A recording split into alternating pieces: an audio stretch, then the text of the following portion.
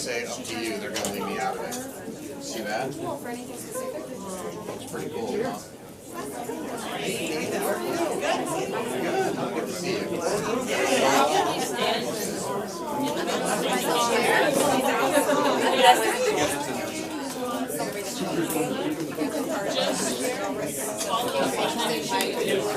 Thank you. All right.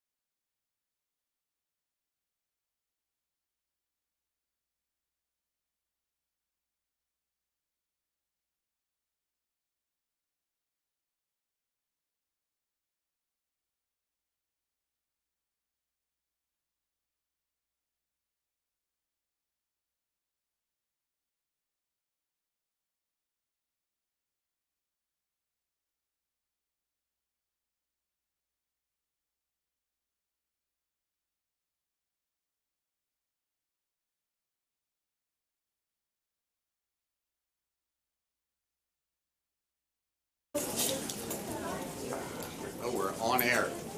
Good to know. Welcome everybody. This is a very exciting day for us. We were obviously disappointed to see Mr. Cook go from the board. The board has been working very closely together now for quite some time, and obviously when you have that level of turnover, you wonder what will happen in terms of ensuring that the district gets the representation that they need, and that our board can continue to work in a very collaborative manner, one that I think has really allowed our district to excel and move forward towards that A. When I got the call from Commissioner Kamoutzis, I was out of town. He called and he said, "I've got news for you. You have a new board member."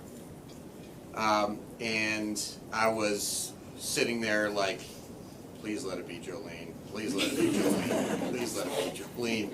And thankfully, he said that Jolene Shive will be our new school board member, and that the governor's appointments office was very pleased to make this recommendation and make this appointment.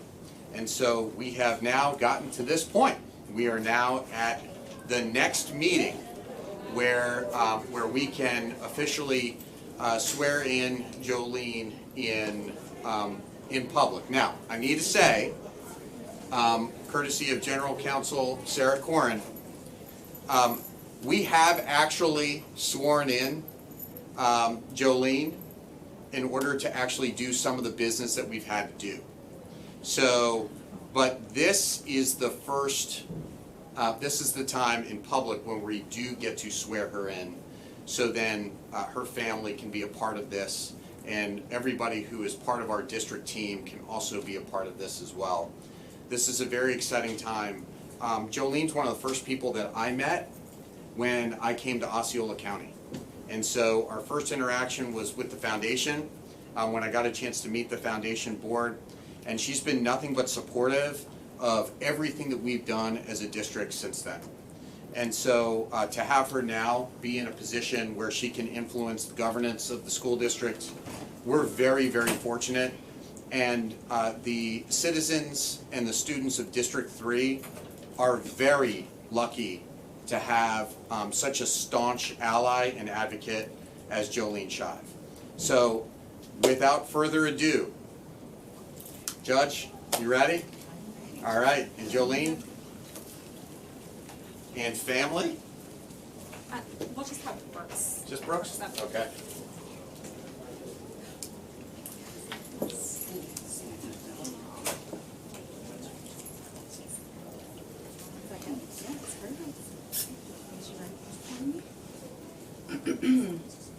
I state your name. I, Jolene Shive, Do solemnly swear do solemnly swear that I will support, that I will support, protect, protect, and defend the Constitution and defend the Constitution and the government and the government of the United States of the United States and of the state of Florida. and of the state of Florida. That I am duly qualified That I am duly qualified to hold office to hold office under the Constitution under the Constitution of the state. of the state, And that I will faithfully and that I will faithfully perform the duties perform the duties of Osceola County Board, of Osceola County Board, District 3, District 3, on which I am now on which I am now about to enter. about to enter. So help me God. So help me God. Congratulations.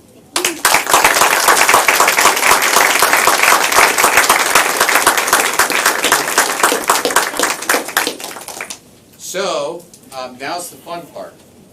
So there's cake outside. But we are super excited that you were able to join us today before the meeting for this swearing in. And we're very excited. The team is thrilled that you're here, Jolene. You've had to learn quite a lot about the district in a short period of time. You've taken it all in. I have to say that the team will frequently send me texts and those types of things, and everything has been thank you for Thank you for sending Jolene. I didn't send Jolene, the governor sent Jolene. But thank you for sending Jolene. She's so great. And so that's the sentiment that we're getting from the team, and we know that the board, they all know you very well. So with that being said, let's go out that way, and let's have some cake. And Jolene, if you want to stay here and take pictures, it's up to you.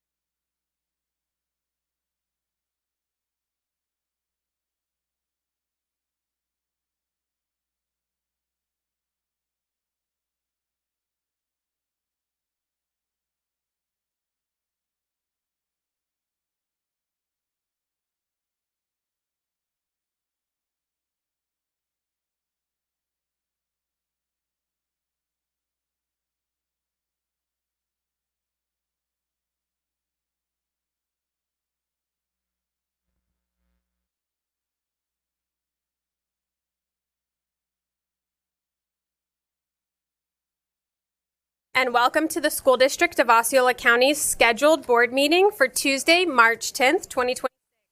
Thank you so much for being with us here tonight. We've got a lot of great things happening at the beginning of our meeting, as well as the swearing in that we just did of our newest board member, Ms. Shive. We will have a moment of silence, an invocation that will be delivered by Pastor Tiffany Jeffers of the Solid Rock Community Church. The Pledge of Allegiance will be led by Tia Tasha Brown, Director of Secondary Education. Our national anthem will be performed by the Neptune Middle School Chorus. Our mission statement will be read by Monique Machado, our Assistant Superintendent for Elementary Schools, and our interpretation services will be provided by Naira Alvira, Bilingual Community Liaison and Spanish Interpreter. If you would now stand.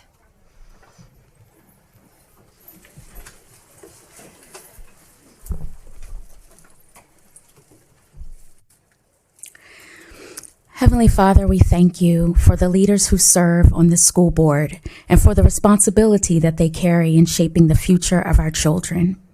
Your word tells us in James 1:5 that if we ask for wisdom, you will give it generously. And so today we ask you to fill them with wisdom, discernment, and courage. Guide every decision that they make so that it strengthens our schools, supports our teachers, and protects our students. Let their work create opportunity for every child in our community to learn, grow, and to succeed. Give them unity, give them grace, give them peace, and let your protection cover every student, every teacher, every faculty member of this great district. In your name we pray. Amen.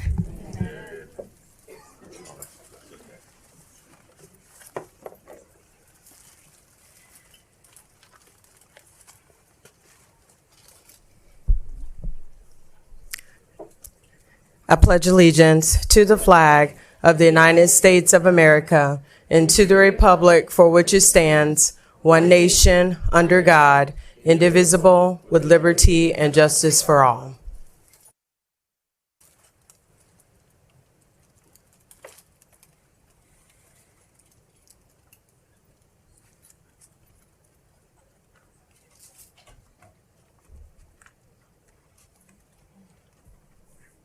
Our district mission statement, inspiring all learners to reach their highest potential as responsible, productive citizens.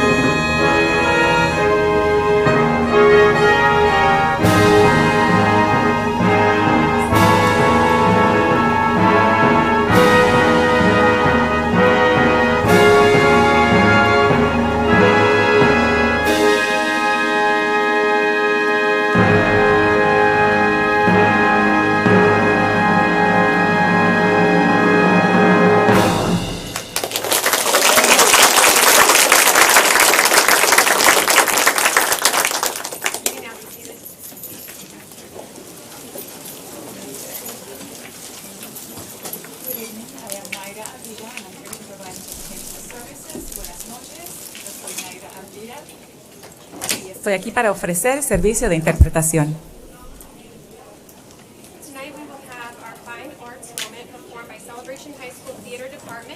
performing a selection from Mary Poppins.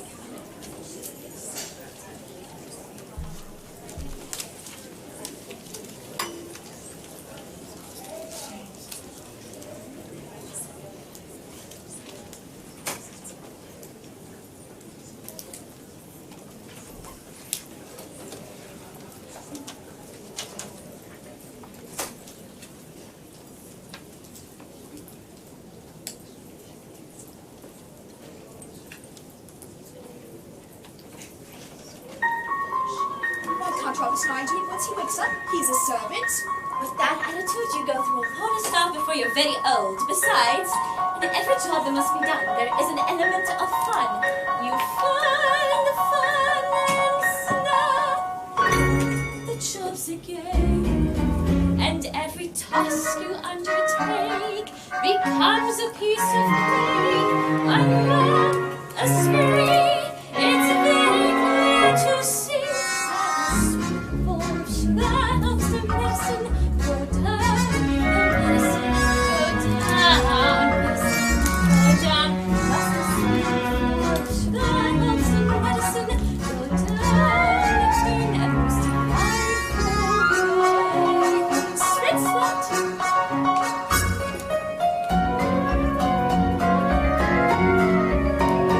Rum punch, my favorite. Cups and sauces, please. Jane, close your mouth. We are not a goldfish. And hence they find their task is not a grind. Spoonful sugar helps the medicine go down. The medicine go down. Medicine go down. Just a spoonful sugar helps the medicine go down. In a most delightful way.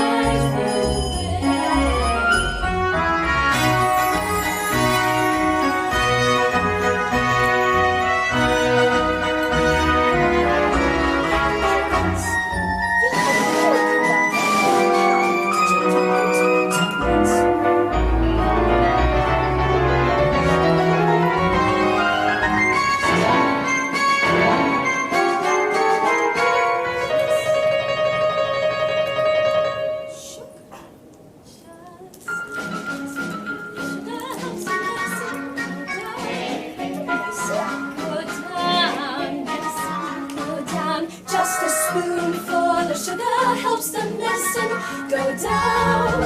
In every way. Just a spoonful of sugar helps the medicine go down. The medicine go down. Medicine go down. Just a spoonful of sugar helps the medicine go down. In a most delightful way. Most delightful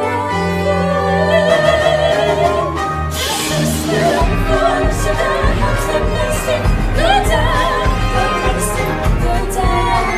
Medicine go down. Just a spoonful of sugar helps the medicine go down. In the most delightful way. In the most delightful way. In the most delightful way.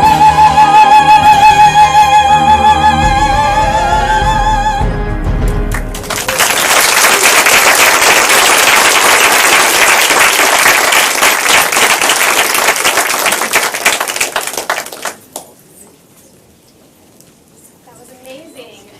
Next, we have the approval to proclaim March 2026 as Arts in Our Schools Month. You know what? I just realized we forgot positive comment, didn't we? Okay. So we're going to back up and we're going to do positive comment from our superintendent and our school board. Dr. Shanoff, you have the floor. Thank you, Madam Chair. And first and foremost, welcome to our newest school board member, Jolene Shive. We're very happy to have you. And we know that you'll do a great job representing our schools in District 3. Tonight, we are excited to recognize Christina Steele, who is the district's first graduate from the Rollins College Pathways to Teaching program. Pathways to Teaching is an innovative route for paraprofessionals to obtain their bachelor's degree in teaching certification at little to no cost. We're pleased to have Dr. Lauren Smith, Dean of the Hamilton Holt School, and Dr. Angela Greiner, Director of the Pathways to Teaching program, with us tonight representing Rollins College. And there are two of us on the dais tonight that are Rollins College graduates, Ms. Castillo and myself. I won't tell you what year I graduated. Since graduating with a Bachelor of Arts in Elementary Education in December 2025, Christina has transferred from her paraprofessional position at Bella Lago Academy to become a third grade teacher at Knights Point K-8. But Christina didn't just graduate from Rollins. She graduated magna cum laude and was on the president's list. Yes.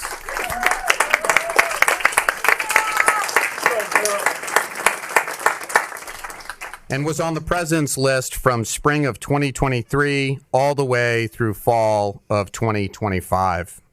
Quite an accomplishment, all the while maintaining her full-time employment as a paraprofessional. Christina, you have definitely set a high bar for current and future Pathways participants. Thank you for your commitment to professional growth and the students of Osceola County Schools, in particular, the students that you served as a paraprofessional and the students that you now serve at Knights Point K-8. You and our partners at Rollins College exemplify the kind of collaboration and support the district champions for our employees. So I'd like to just mention a few facts about you. Thanks for the permission. You don't know what I'm going to say, but here you go. It's all good. Your official degree is Bachelor of Arts in Elementary Education. You and I share that degree. Recognitions, you graduated magna cum laude and you made the president's list for the spring 2023, fall 2023, fall 2024, spring 25, fall 2025. I did not make that list. You started in 2020 as a paraprofessional, but your job was interrupted by COVID, and you returned in 2022 to Bella Lago Academy. And you came to Florida from West Babylon on Long Island.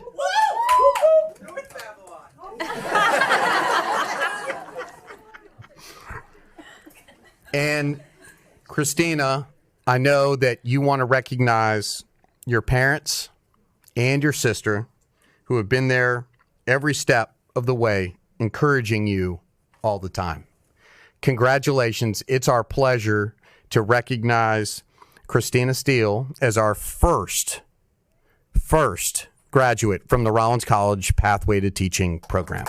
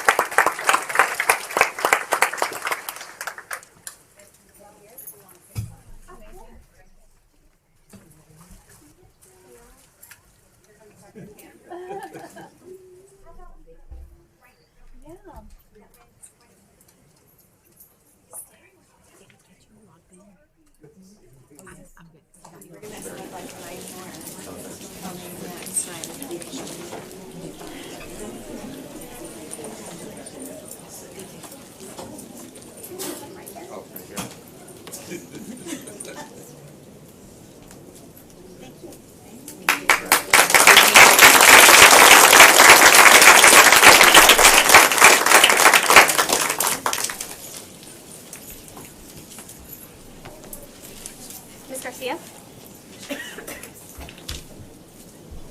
Good evening, everyone. Was fantastic because this is the Women History Month, and I think Christine is an example of that. So can we give her another round of applause? Soon we're gonna have a proclamation, but I just want to read this. It's the Women History Month. It's observed in March to recognize and celebrate the vital contributions, achievements, and leadership of women throughout history and in contemporary society. Dr. Evans is going to be reading this proclamation soon, but the proclamation honors the impact of women in education, public service, healthcare, business, and community leadership, and acknowledge their role in shaping a stronger future for our students and community. We proudly recognize this month as an opportunity to uplift women's voices, highlight accomplishments, and inspire future generations, particularly young women. When I see a student, I always say I had to be the best example to them. So we're leaving a legacy. So what we said, our voice matters. What we do, our job matters. It doesn't matter what we do. We have to be proud of what we do and keep being that example to our younger generation. So with this proclamation, this affirms our commitment and appreciation of the diverse contribution that we're making every day. And also, I want to welcome Jolene. Thank you for accepting this challenge. I know that you won't yell or scream like Antonio, like an Anthony, but we still have you, and you're going to do a great job. And we're going to continue being the best board in Florida. Am I right? Yes. So we also visited the Cross Prairie K-2A ribbon cutting. Congratulations on your new school. It was such a fantastic event. Thank you for all the students, the teachers, and the staff who participated. They did such an amazing job, from the welcoming, the cheerleaders, everything. I posted a video and I have like 5,000 people watching the video. They did, I'm telling you, from their packages, everything, food, and I'm excited for what they're doing there. I was able to attend the Criminal Justice Academy while my friends were at Tallahassee. And that graduation, it was all these new recruits. I think there were like 15 of them being sworn in and taking on the great responsibilities of keeping our communities safe. I know nowadays not many people take that challenge, and we need to encourage our youth and about this public service and what is public safety. So if someone is watching, we still need police officers, law enforcement, firefighters, correctional officers. So it's a great career, and you can retire in 20 or 25 years. What better than that? And that's all from my end. Board Member Shive? District 3 positive comments. I want to thank the Poinsett Foundation and Second Harvest. Am I on? Closer. Yeah. Just get your mic closer. Second Harvest Food Bank of Central Florida for securing a $75,000 grant to open 3 brand new food pantries in our schools. Thanks to their support, we will be opening pantries at Chestnut Elementary, Sunrise Elementary, and Tohopaliga. Partnerships like these make a real difference throughout our community. Also, Reedy Creek is hosting a closeout event. As a proud Reedy Creek alumni, I can't tell you how exciting it is to see the school's full renovation coming to life. The brand new building, which is opening in the fall, will feature an innovative STEM lab, a refreshed media center, upgraded safety enhancements. It's a huge step forward for our school and the community. Before students move into the new building, Principal Adams and her team are inviting everyone from current students to former students and all community members to take one last walk through the halls. Mark your calendars for Saturday, April 25th from 9 a.m. to 11 a.m. as we celebrate the past and look forward to the new exciting memories that we can share there. Thank you. Ms. Bronson? Yes, the Sound of the Stampede from Harmony High School has been selected to perform in London's New Year Day Parade in 2027. This is an incredible honor, as only a select number of bands from around the world are invited to participate in this legendary event that will be held on New Year's Day. For our students, this will truly be a trip of a lifetime, an unforgettable experience that they're going to cherish for years to come. I invite you to support our talented students as they prepare for this amazing opportunity. By donating, you're not only helping the students of St. Cloud travel and perform on the international stage, but you're also supporting the continued growth in arts education in our community. You can help the Harmony High School Band get to London by looking at their high school band booster Facebook page, and it will also list all their upcoming events and fundraisers. I also attended the ESE an evening with the agencies. This special event gave parents and students and families the opportunity to connect with a wide variety of agencies and businesses from across Central Florida, that important information services and student support for individuals with disabilities. It was wonderful to see so many organizations come together with one common purpose, helping our students succeed. This event was open to all ESE students in our county and their families throughout the district. With more than 50 agencies and businesses participating, families had a chance to explore available resources, ask questions, and build meaningful connections that will make a real difference in their lives. Just a few agencies that attended were Disney for employment opportunities, Access Links, the Supervisor of Elections Office, Special Olympics, and the Opportunity Center. I was just impressed by the number of families that attended. I got to OTEC and I had to park in the grass because the parking lot was completely full.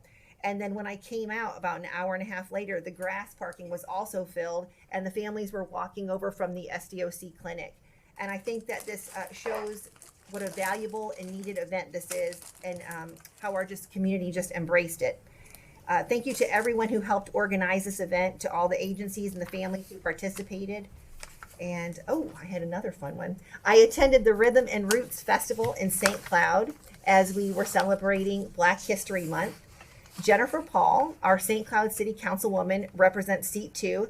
She presented a proclamation honoring David Eady Sr. to the Eady family. David Eady Sr. is celebrated as a baseball pioneer, a veteran, a coach, and a dedicated community leader. His leadership and commitment has opened doors for many and has helped shape the spirit of sports and mentorship in St. Cloud. His legacy continues to inspire generations as it lives on through events like the David Eady Senior Day. At that same event, I also enjoyed a beautiful performance from our talented students from OXA. Their voices and their passion added something truly special to the event and reflected the spirit of patriotic songs that they are going to be performing when they travel to Washington, D.C. soon. And just one more. I want to thank all the staff who has sent emails regarding the ESE transparency. I am recently out of the classroom, and I truly hear and appreciate all your concerns, whether we share them through emails, conversations at events, and phone calls. I want to thank you for showing up and caring deeply for our students, our families, and each other. Your perspective from the classrooms are invaluable, and you bring up important points that matter. And it takes courage to start these conversations, and your bravery helps ensure that every voice is being heard. This input has a real impact on us as a board, and you help keep these important conversations moving forward. You are the ones who are truly focused on student achievement and helping us deliver those positive outcomes. Thank you. And Ms. Castillo. Thank you, Chair. Just a couple of, can you guys hear me? No. Hello? Better? Okay. Just a couple of events that I attended and items that I wanted to call out. First of all, welcome, Board Member Shive. Very excited to have you on board with us, and I do want to also thank Board Member Garcia for recognizing that this month is Women's History Month, and I would be remiss if I did not mention that we are, I believe, the first Osceola County all-female, all-women's school board. So yes. Woo-hoo! We might actually be Osceola County in general. Oh, I was just told that it might be Osceola County in general. So yes, and these showing up and being here does matter. As a matter of fact, when I was at the Cross Prairie ribbon cutting with my fellow board members, all of us were there. One of the moms did mention that her student is interested in working somewhere in government. And one of the ways that she is staying connected is by watching our board meetings. And that student, along with some of her other fellow students, was yesterday in Tallahassee presenting a bill. I will have her and her fellow students come to the April meeting, but I did want to mention representation does matter and is important, the way that we show up to do our job. So thank you for that, for bringing that up, Board Member Garcia. Last couple weeks ago, I went to the All Together Now conference hosted by Equality Florida, and I really appreciated being able to share some space with fellow educators and advocates from across the state and really learning how we can support our students and creating welcoming environments. I also attended the Spring Mela, which is an event that celebrates community and the coming of spring. And that was hosted by the Central Florida Indian community. I was there with other board members from across Central Florida, and I was really lucky to enjoy sharing space with my fellow board members and the Indian community, as well as experiencing the festivities, including games, exhibitions, dancing, and I got to I got to manage a robot that, you know, the students helped me to kind of figure out how to manage this really cool robotics contraption that they had. So that was really fun. I also want to give a big, huge shout out to our choice team. So as you know, I am vice chair of the equity committee for the Florida School Board Association. And they came in and gave a presentation to our board members across the state on how we do choice here in Osceola, which I think is so important, especially in this moment that we are living when there is so many choices that parents and families have. And how do we continue to show them that Osceola County and public education should be their top choice. So really thank you for taking the time. The presentation was amazing. It was very detailed. I know it took a lot of time, and I really appreciate them, as always, showing off for Osceola County. Once again, Christina, congratulations. Welcome to the alumni community. As a member of the board for Crummer, I must tell you that our Alumni Weekend is coming up in 3 weeks, and I hope that you can attend. So thank you so much for your work, and we are so grateful to have you here in Osceola County. That is all I have. Thank you. I'm going to turn my time over to Miss Dunn from Lakeview Elementary. She's got a presentation with her community club students.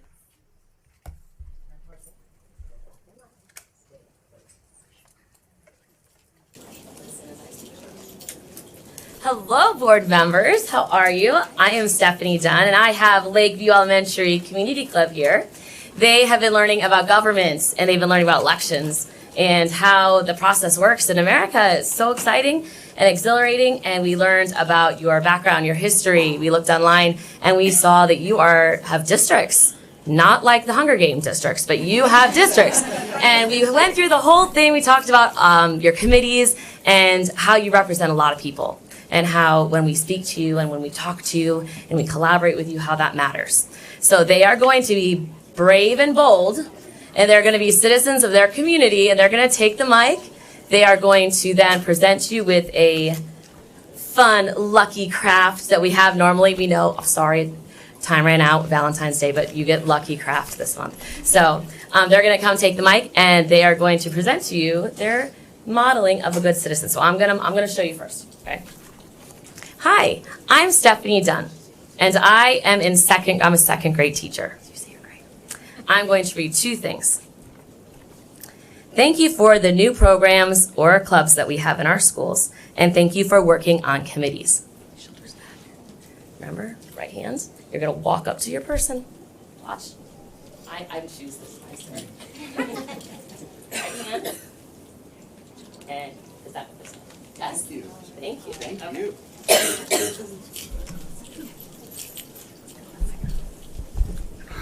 Hi, my name is Gabriela Cueto, and I am a 3rd grader.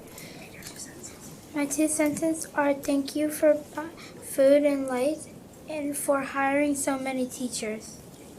Put this in this hand. Get this hand.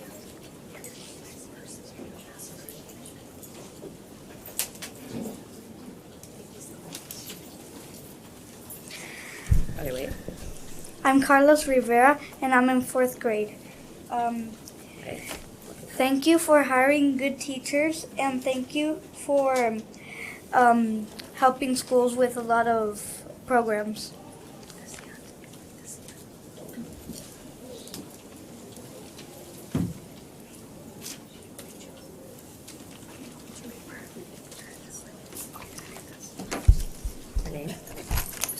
Hi, my name is Lazarus Thorne, and I'm a 3rd grade teacher. My 2 sentences are, you work in good committees, and you give us good books.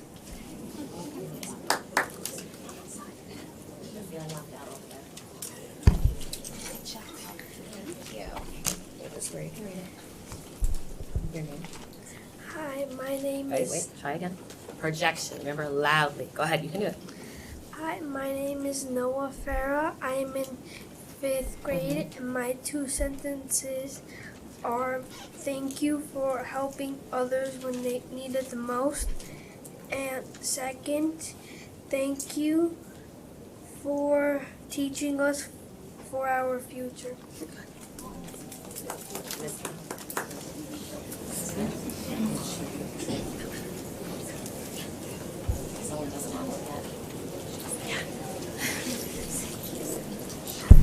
Hi, I'm Brantley Barrett, and I'm in 3rd grade, and my 2 sentences are thank you for providing education for people who have special needs, and then thank you for listening for all kinds of concerns.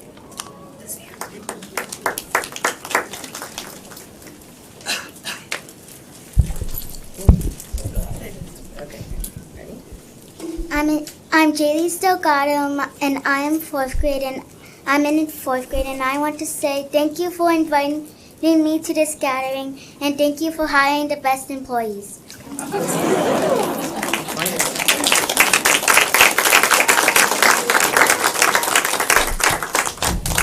Presented to someone to.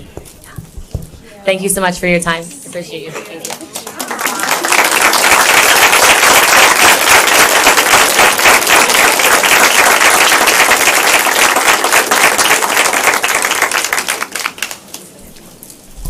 Future leaders right there. All right, now we are going to move on to some of our other presentations. We have our approval to proclaim March 2026 as Arts in Our Schools Month. It will be read by Dr. D'Ambrosi, Dr. Christopher Burns, Miss Ashley Lowe, and Arts District Resource Specialists.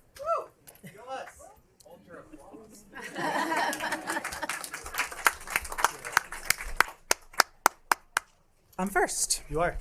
Good evening. My name is Dr. D'Ambrosi. I believe I'm in 26th grade at this point.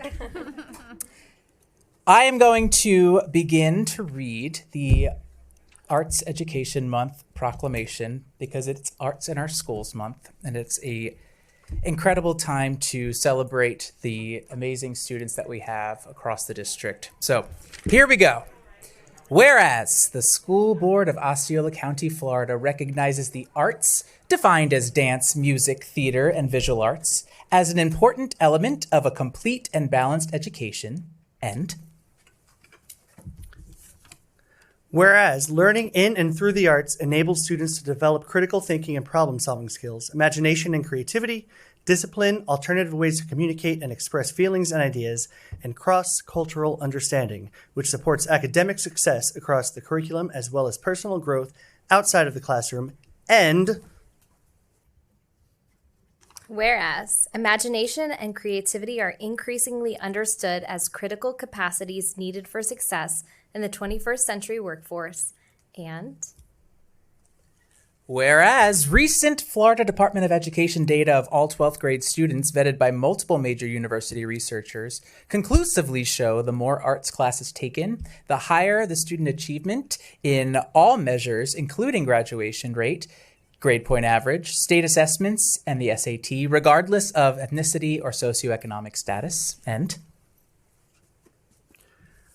whereas the arts can transform our schools into havens of creativity and exploration, places where students want to learn, teachers want to teach, and all members of the learning community are more engaged and motivated. And whereas high-quality school-based arts education involves a wide range of partners, including educators, administrators, parents, artists, community members, elected officials, business leaders, and local and statewide arts organizations, and there's two more. Whereas we applaud the efforts and dedication of arts educators and advocates around the state and call for school and community leaders to continue to broaden and strengthen their efforts to provide arts education for every student in every school every year. now, therefore, the School Board of Osceola County, Florida hereby proclaims the month of March 2026 as Arts Education Month. Oh, I thought we were going to say it together, sorry. 2026 as Arts Education Month. You missed your cue. And we urge all citizens to join in recognition and recognize the special contributions that the arts make in the lives of the children of Florida.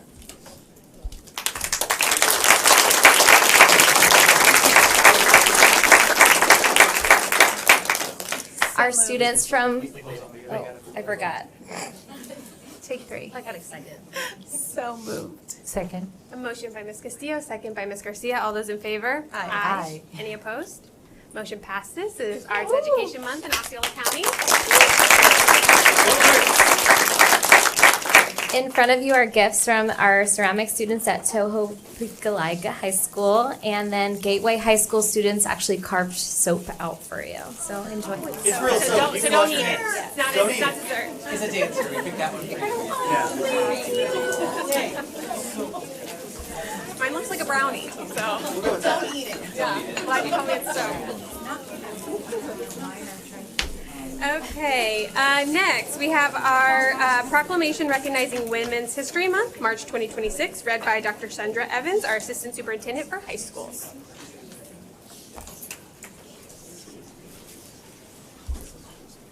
Good evening.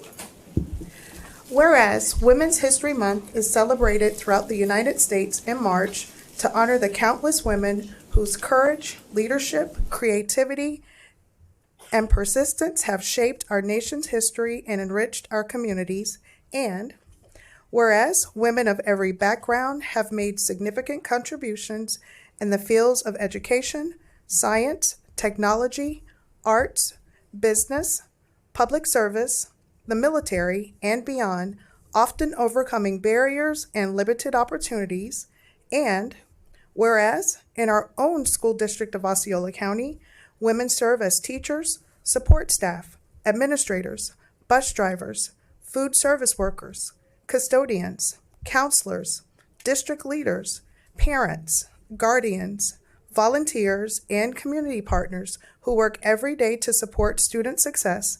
And whereas women leaders and educators in our schools play a vital role in inspiring young people, especially our girls, to dream big, set high goals, and believe in their potential to lead, innovate, and serve others. And whereas learning about women's stories and achievement in history and in the present day helps our students see themselves reflected in the curriculum, builds respect for the contribution of others, and encourages all students to contribute positively to their schools and communities. And whereas the School District of Osceola County is committed to creating learning environments where every student, regardless of gender, has access to strong role models, academic opportunities, and support to reach their full potential. And whereas during Women's History Month, schools across the district are encouraged to highlight historic and contemporary women, including local leaders, and to provide classroom activities, displays, and events that celebrate and recognize their contributions.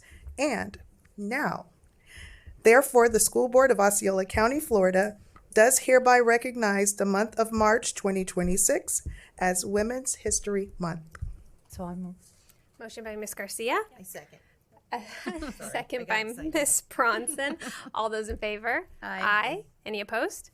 Motion passes. It is Women's History Month in Osceola County. Here we have it.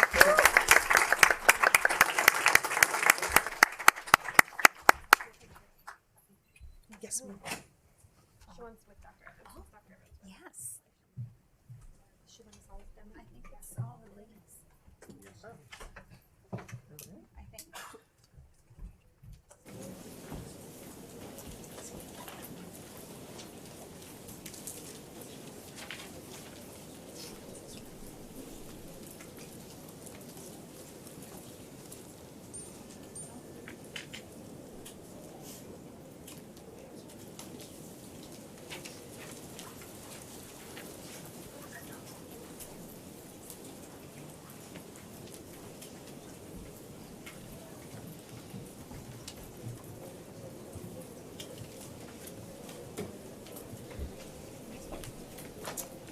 And finally, our last presentation will be our recognition of our athletes for Winter OBC, presented by Ryan Adams, our Coordinator of Athletics and Drivers Education.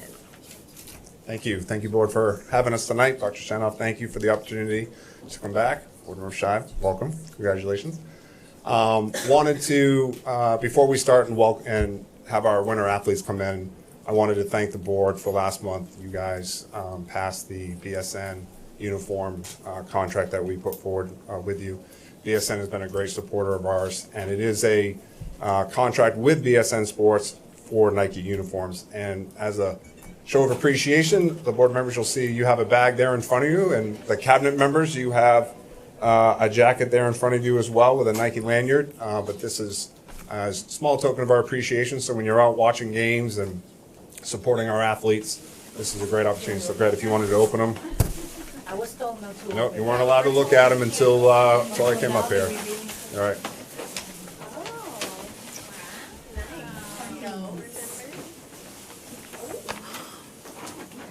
So we are officially a Nike county, so you will have your Nike jackets, your Nike and BSN lanyards. And for all the times Dr. Shanoff's asked you to take all those notes, now you have something to take good notes on. But thank you very much. So, and cabinet members, you have yours as well, so when you're out and about, we'd like to see that support as well. All right, at this time, we are going to bring in our student athletes. Our first students coming in tonight are the unified basketball team from St. Cloud High School. Their head coach, John Stump.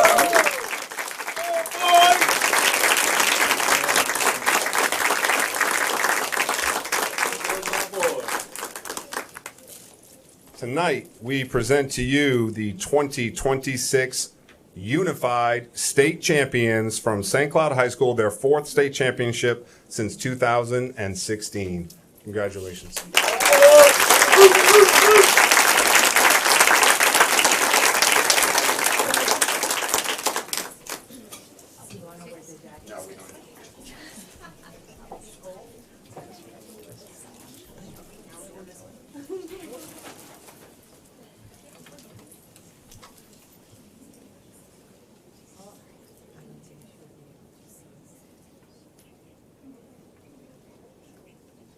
Congratulations, guys. Great job. We'll look forward to having you back next year.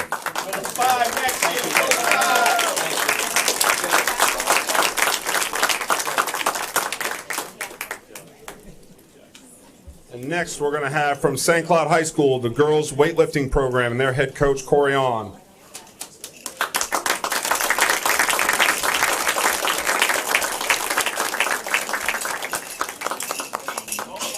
Here comes the bling.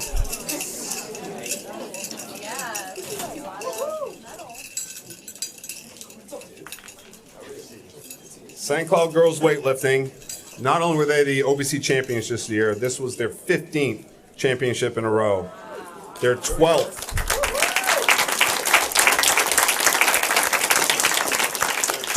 state straight district title. They were 3rd at regionals, 5th at states. They sent senior Caitlin Carver was a state runner-up. She set multiple school and county records. She completed 165 pounds in the snatch and lifted 205 pounds in the clean and jerk. Autumn Frost medaled at state with a 3rd and 4th place finish, and she set the county record with 215 pounds with the clean and jerk. They did this all while maintaining a 3.373 team GPA with over 60 girls in the program. So congratulations, St. Cloud.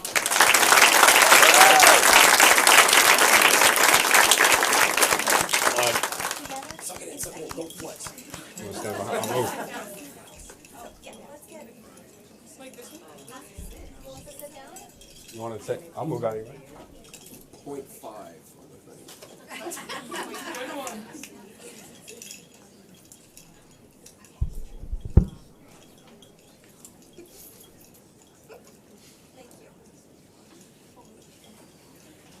Thank you. Great job. Come here, we have to do this. SEC! SEC! SEC! Thank you, guys. Next we have from Gateway High School, girls basketball, their head coach, Justin Marino.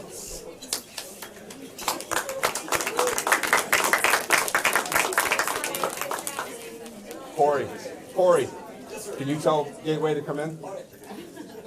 Oh, there they are.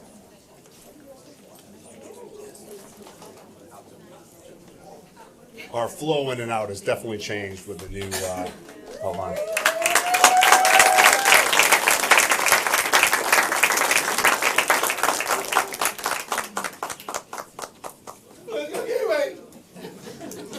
All right. Gateway Girls Basketball, not only your 2026 OBC champions, it was their back-to-back OBC champions. Their record this year is 26-3, and what's the great news is they're not done. They travel tomorrow to Jacksonville where they will compete in the Final Four, and we're all going to be traveling up there supporting you, and with the hopes of having you go back on Friday and compete for a state championship. Not only were they 26-3 in the OBC champions, they were district and regional champions. And they were led by two-time OBC Player of the Year, Alyssa Marino. She averaged 14 points, 6 assists per game. Ashlyn Day averaging a double-double with 22 points and 11 rebounds per game, all while maintaining a GPA average of 3.228. Congratulations.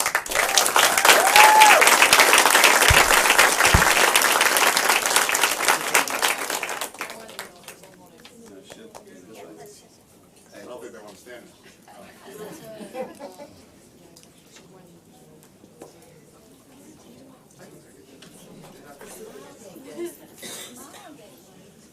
Come on, Panthers. Come on. Here we go. Come on, get it up there. You got it.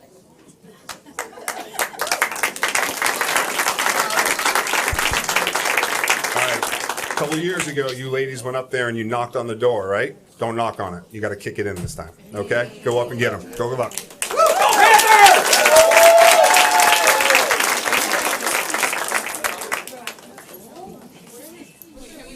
Walk that way. Because the other team's going to come in this way. All right, next we have from Tohopa-Kalaiga, their cheer team and their head coach, Jessica Paradiso.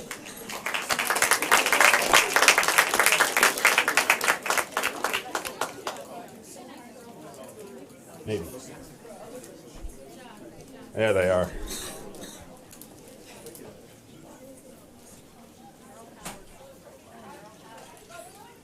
All right, Toho Cheer this year. Not only were they the 2026 OBC champions, it was their first title in the history of the school.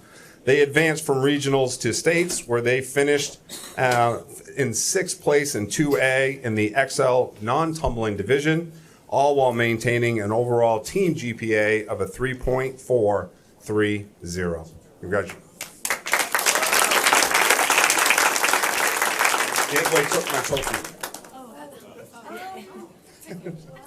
Gateway took my trophy.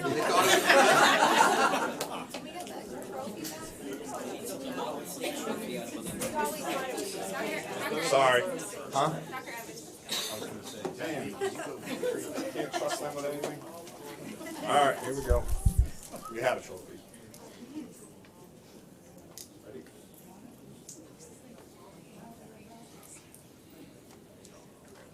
Can't trust Gateway for anything. You know, Mr. Arscott, you could use your arts principal of the year. Toho Cheer, congratulations.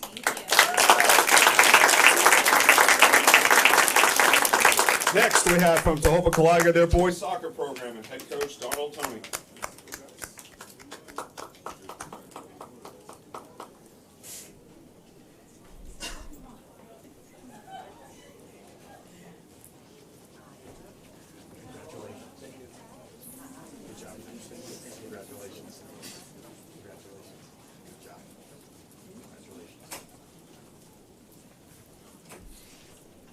Toho Boys Soccer, not only were they your 2026 OBC champions, it was also their first OBC title in the history of the school. They advanced to the districts where they lost in the semifinals, had a great championship game with Gateway. We anticipate you guys being back next year as well, representing the school. But they did this as well by maintaining a team GPA of a 3.140. Congratulations. So we got the trophy for you.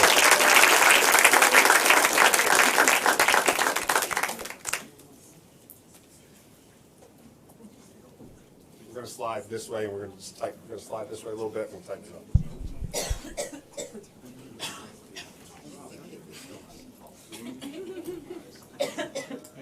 We're not all going to fit in the photos. We're probably going to have some stagger in between.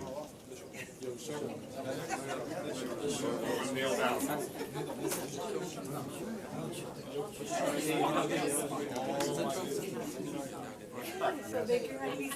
Hey, board members, if you just want to raise your hand back there, I'll get up nice and high for you. Ready? There you go.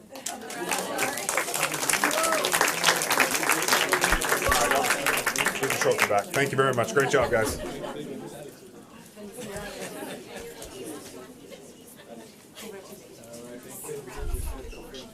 Unfortunately, Harmony Girls Soccer couldn't be here tonight. Their head coach, Scott Malega, it was their third OBC title in a row this year. They had finished with a 16-6 record. Gabby Guzman led the way with 25 goals. Michaela Looper led the team with 15 assists on the season, while maintaining a county best for girls soccer, 3.554 GPA. The next we have from girls wrestling from Harmony High School.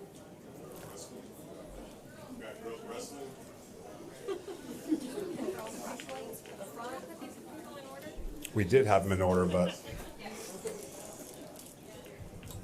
the plan executed at 5:10 is not taking place at 6 o'clock.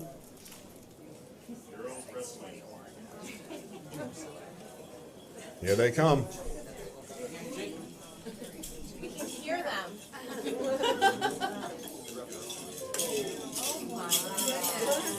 More bling.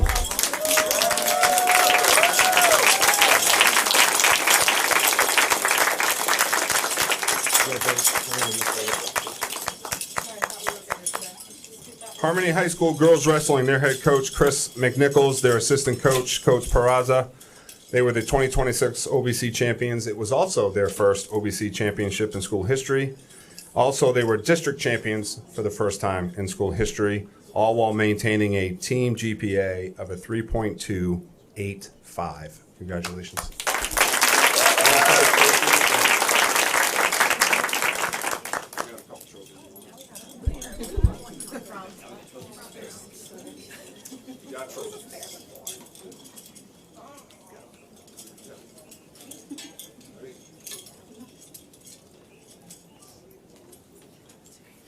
Congratulations, well done.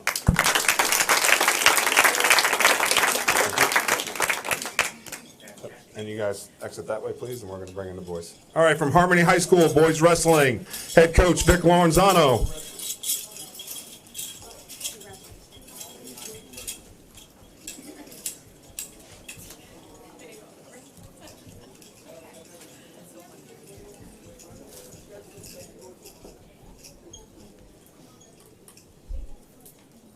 Maybe we'll have a practice next time. We come in early and do a practice. Graduation practice. Yep, right to the front, guys.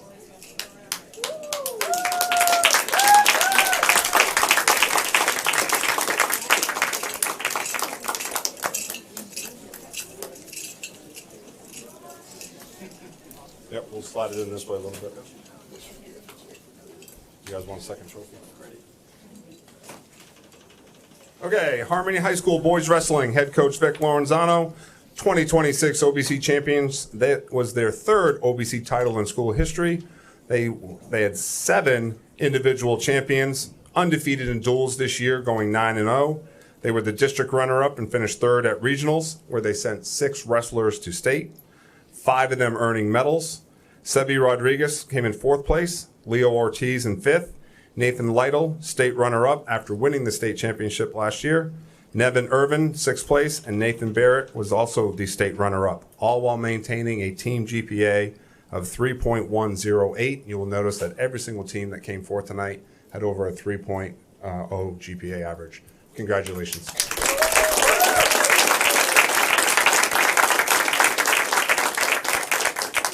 We're probably gonna have to have people stand in front. Little guys up front.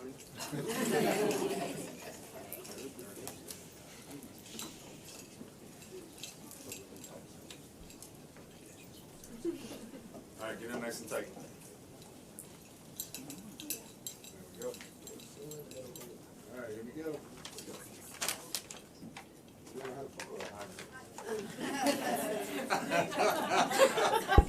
Congratulations, great job.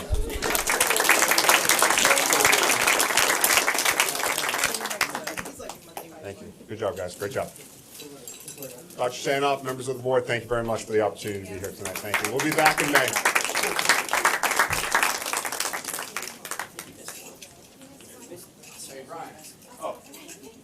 Osceola boys basketball. Just kidding. Osceola boys basketball. Skipped right over it when I picked my paper. Osceola High School boys basketball. Their head coach, Steve Mason.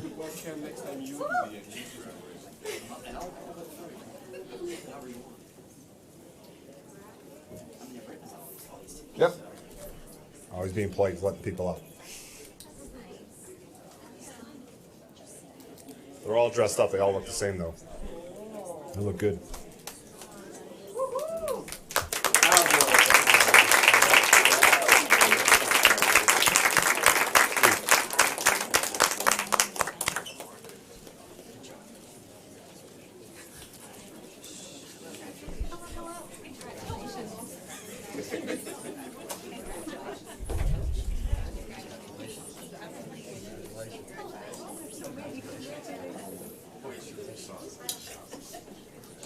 So board members, you're definitely not going to be in this photo, so maybe we'll have you come around to the front of this one. All right. Osceola boys basketball head coach Steve Mason. They were the 2026 OBC champions. They're back-to-back champions. Their record this year, they finished 22-6. They also claimed their third straight district championship, losing in the regional semifinals to Plant. This year was a fantastic year to watch Osceola basketball, and we have news coming out of Osceola High School. Steve Mason, after like 55 years being in coaching, has decided to retire. And Coach Mason, we want to thank you for your service. Thank you for everything.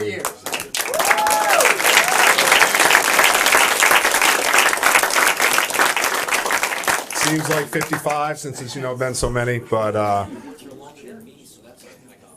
we want to sincerely thank you for everything you've done for Osceola basketball. These young men have grown up, and it's been fun to watch that. And we look forward to the torch being handed over and the tradition of Osceola basketball continuing. They did this also while maintaining a GPA of 3.392. Osceola boys basketball.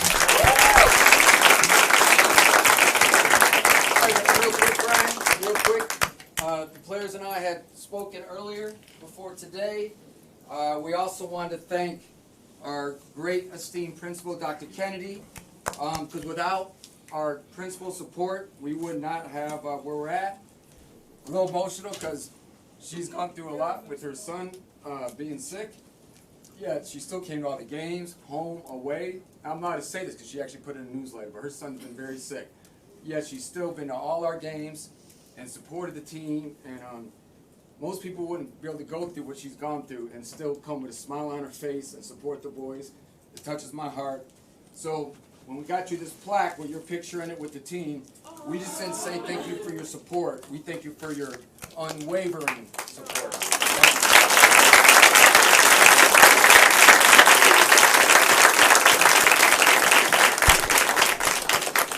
I would say the vertically challenged in the front, but your program says everyone's over 6 feet, which I think we'll have to really challenge that program, but we are going to have some people in front to make this work.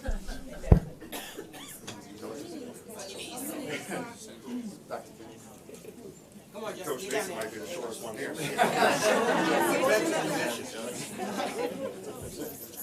Of course, we put the 6'10" guy right in front of him. All right, here we go.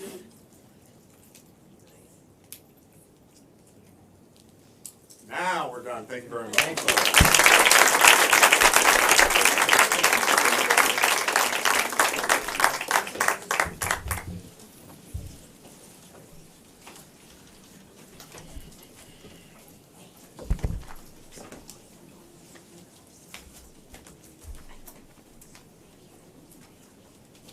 Next, we're on to our administrative actions presented by Dr. Shanoff.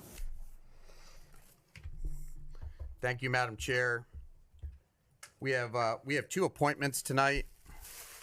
The first is the approval of the new principal at Neptune Elementary School, Janine Williams-Wilson. Janine Williams-Wilson has held the following positions: literacy coach and teacher at Michigan Avenue Elementary School and other schools. Staff Development Resource Specialist for the Osceola School District and Assistant Principal at Endeavor Elementary School in Orange County. She earned a bachelor's degree in early childhood education from the University of Central Florida and a master's degree in educational leadership from National Louis University. So moved. Motion by Ms. Castillo. Second. Second by Ms. Garcia. All those in favor? Aye. Any opposed? Motion passes. Congratulations, Principal. Thank you so much. Thank you. First and foremost, I'd like to thank God because without his guidance, grace, and strength, none of this would be possible. I would like to extend my sincere gratitude to Dr. Chernoff, Ms. Machado, Dr. Allen, Dr. Clayton, and the school board members and the entire leadership team for trusting me with this incredible responsibility of serving as the principal of Neptune Elementary. Your belief in my leadership means more than I can express, and I'm deeply honored by this opportunity to serve the school community. I'd also like to recognize the many leaders and mentors who have guided me and inspired me throughout my journey in education. Each principal, district leader, and colleague who invested time in developing me has shaped the leader I am today.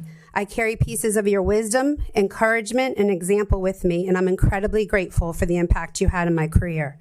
To my parents that are here, thank you for instilling me in the values of hard work, perseverance, and faith. Your support and the example you set for me have shaped both the person and the leader I strive to be. And to my incredible 5 children who inspire me every single day, 3 of them are here, some have sports and 1 lives far away, but thank you for your love and patience and encouragement. Everything I do is to make you proud and to show you that with determination and heart, anything is possible. I also deeply thankful for my family and friends who have supported me, prayed for me, encouraged me along the way. And finally, I'm truly grateful to be back home in Osceola County. This community means so much to me, and it's an absolute honor to serve the students, staff, and families of Neptune Elementary. And I look forward to working together to continue building a school where every child feels supported, inspired, and empowered to succeed. Thank you again for this incredible opportunity. I'm honored, grateful, and ready to get to work as the proud principal of Neptune Elementary.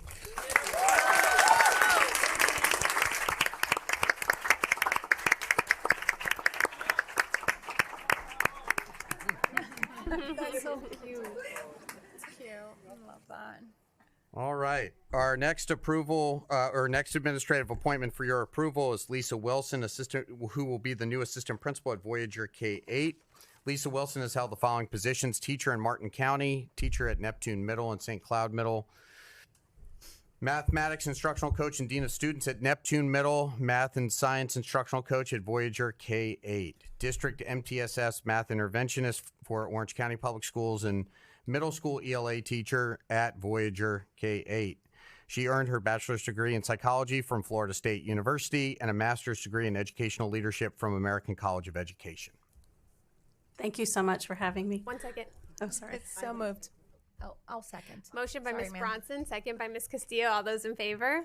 Aye. Aye. Any opposed? Congratulations, Yay! Assistant Principal. Thank you. I got ahead of myself. I'm so excited. Good evening. Thank you for having me. I'd like to first take a moment to thank Dr. Shanoff, the cabinet, the school board, Dr. Hedinger, and for this amazing opportunity. I'm really, really excited to be here. I also like to thank Mr. Sasick for trusting me with this opportunity, and to thank the leadership team for their guidance, support, and mentorship, or I wouldn't be standing here in front of you. It has been a privilege to serve the community at Voyager in both capacities since the day we opened our doors, and I'm deeply grateful for the chance to continue that work in this new capacity with our incredible staff. I'd also like to thank my family for their support and continued guidance as I go through this process. And thank you so much for this opportunity. I'm so happy to be here. Thank you.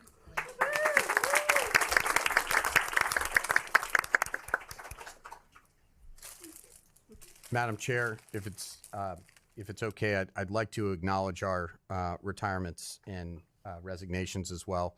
Our retirement is Shannon Mahoney, who has been the principal at Neptune Elementary. Ms. Mahoney has served honorably in this district for many, many years, and we wish her well in retirement. And I also want to take a moment and just acknowledge the assistant principal that will be leaving us from Voyager K-8, Kara Crisp. So Kara opened up Voyager K-8 along with Ms. Smith and Mr. Sasick. Kara's been a steady hand at several of our schools and has done a phenomenal job. And we will miss her terribly. She was a finalist for Assistant Principal of the Year and has just been great, and we wish her well. Mari Espinal has been our Director of Finance. Mari will be leaving us. She's accepted a role in another district, but we wish her well, and we do appreciate everything that she's done for our business and finance department. A lot of people don't know just how connected our business folks actually feel to the work that's being done in schools. Mari is a great example of how Sarah Graber has led her division and in making sure that schools are put first. So thank you. I need a motion to approve administrative retirements. I have a motion by Ms. Shive. A second by Ms. Garcia. All those in favor? Aye. Any opposed?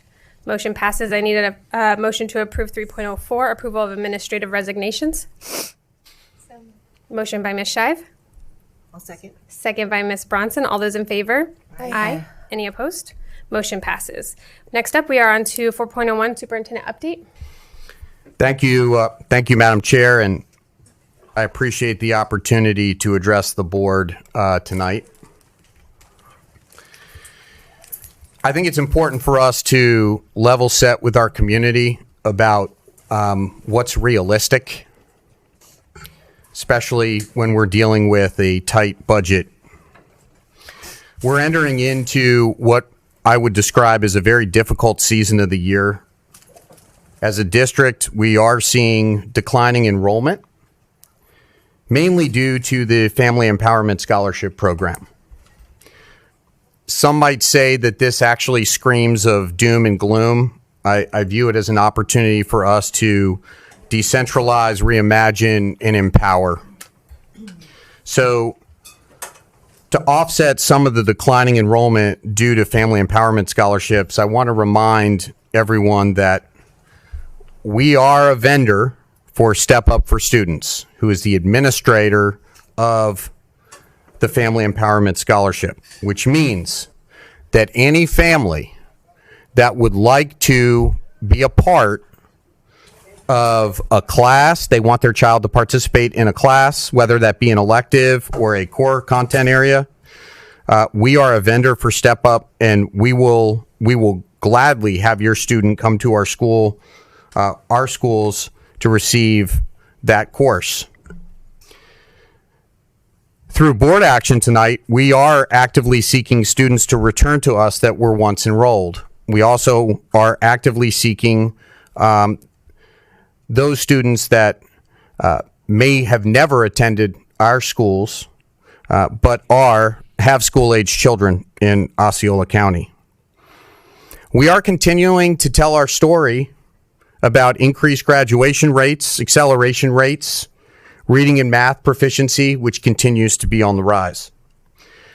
Our priority remains preserving and protecting the student experience in the classroom. That said, we can only work with the cards we are dealt. Much like every other district across the country, we are focusing on an imminent budget shortfall.